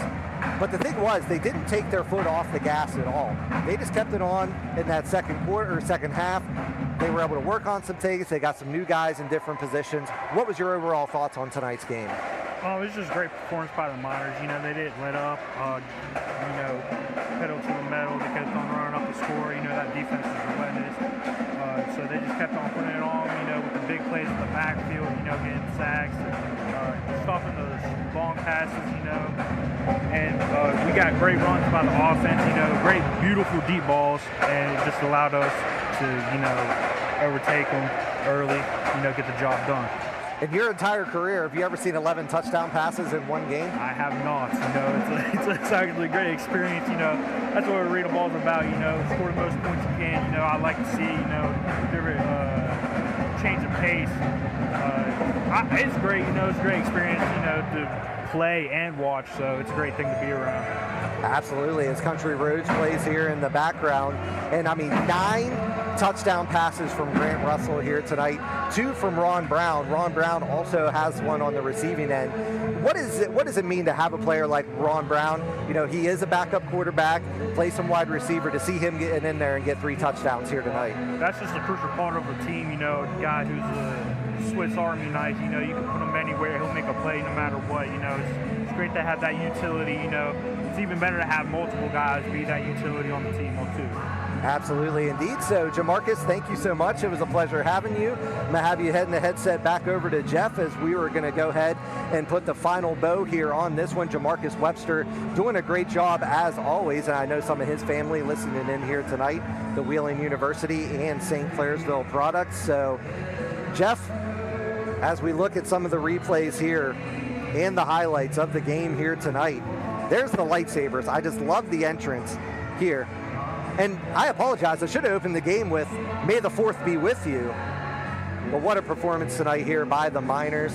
Here is just an excellent kick by Anthony Prevost, Aaron Finch making the big hit, Andy Plowden coming back down with the fumble recovery, and then the big run here by Charles Westbrook, just making defenders miss, getting a few huge blocks and getting all the way down the field.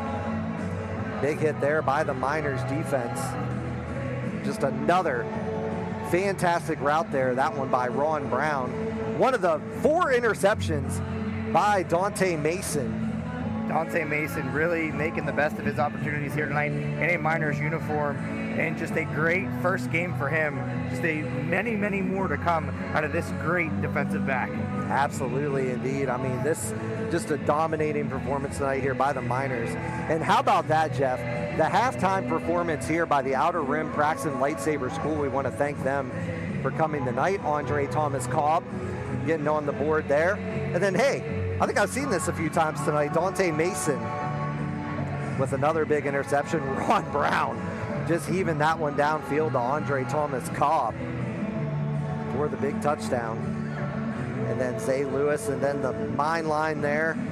Just what a performance by them as well here tonight. Jeff, should we take a look at the stats here? Grant Russell, start with him here tonight. 13 of 17, 174 yards, 9 touchdowns on the night for Grant Russell.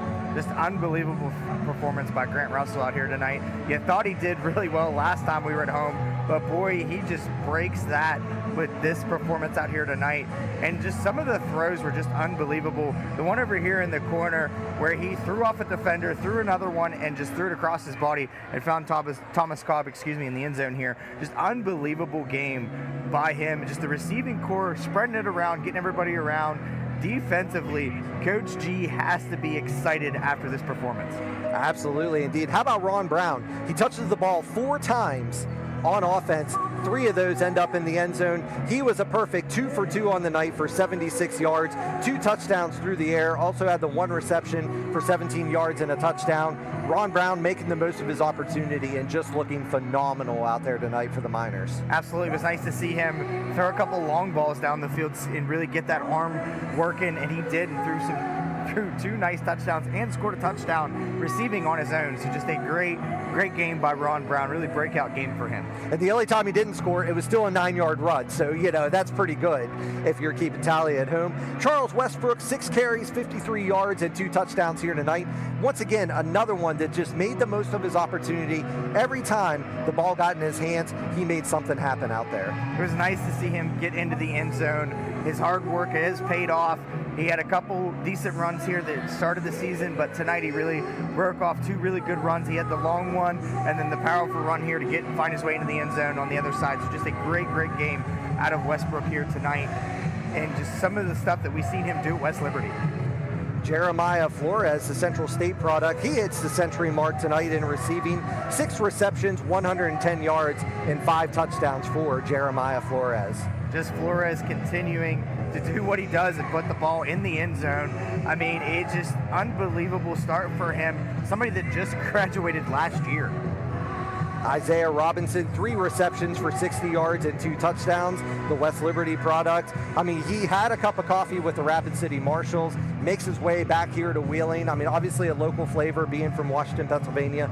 Another one that just from the first week of practice till now, the route running has just been phenomenal for this young man. Well, absolutely. I mean, he's always had the speed, and that's something that we've always talked about, that Robinson has the speed. His route running definitely was not there, but boy, it is now. I mean, to watch him snap off routes and just get open and make himself available to quarterback Grant Russell, just unbelievable job by him to continue to work, and it shows out here tonight.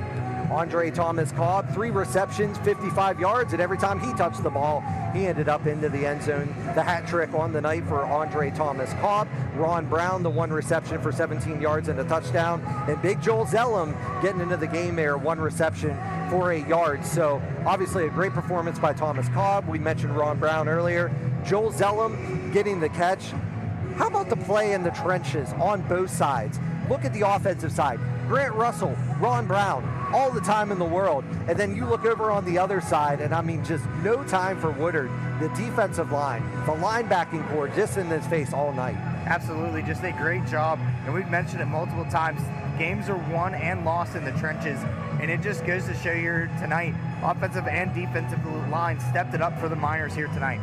So let's take a quick look here at the defensive stats. Aaron Finch finishing the night with 2 tackles. Tyree Williams, an interception and 2 pass deflections. Andre Portis with a tackle. Dante Mason, have a night, young man. 3 interceptions in the first half, 8 tackles, 1 tackle for a loss, 4 interceptions, and a pass deflection. I'd say that's a pretty nice WesBanco Arena debut for young Mason. Absolutely, just everywhere he could be. And I mentioned it multiple times.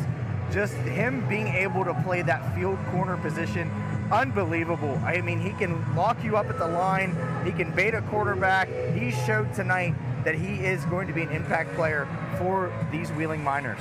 Devontae Tinsley, 3 tackles and an interception on the night. Andy Plowden, 3 tackles and a fumble recovery. Javen Jones, this is what I talked about, the defensive line. Javen Jones, 4 tackles, 3 tackles for a loss, 3 sacks. Zay Lewis, 3 tackles, 2 tackles for a loss and a sack. Dio Dessois, 3 tackles for a loss, 3 sacks. Hello, what more can you say on that one? Just unbelievable, like we mentioned. I mean, just great pressure. If you're Coach G and Coach Rez, I mean, you were unbelievably happy after this performance. After last week, we talked about it. They weren't really happy about their performance in Maryland. They come home, get the Warriors on Star Wars night. They take care of business in a big, big way, statement win for the Miners. Javon Johnson, 5 tackles, tackle for a loss, and a pass deflection. Andre Thomas Cobb, a tackle. Nick Coulter, the OVAC, the John Marshall product, 3 tackles, 1 tackle for a loss, 1 sack on the night. What can you say about the OVAC product in Coulter? It's nice to see him get rewarded for all his hard work that he's done at practice. A change of position, change of scenery, if you would, does him very well. He was on the defensive line, really wasn't getting it. They move him to Mac, and boy, he just understands it. See ball, go get ball. He did very well out here tonight. Definitely want to see him more in that Mac linebacker position. Here's the stat that I didn't point out yet on Coulter and the Miners in general. Coulter, 7 quarterback hurries tonight. The Miners' entire defense, 18 quarterback hurries here tonight.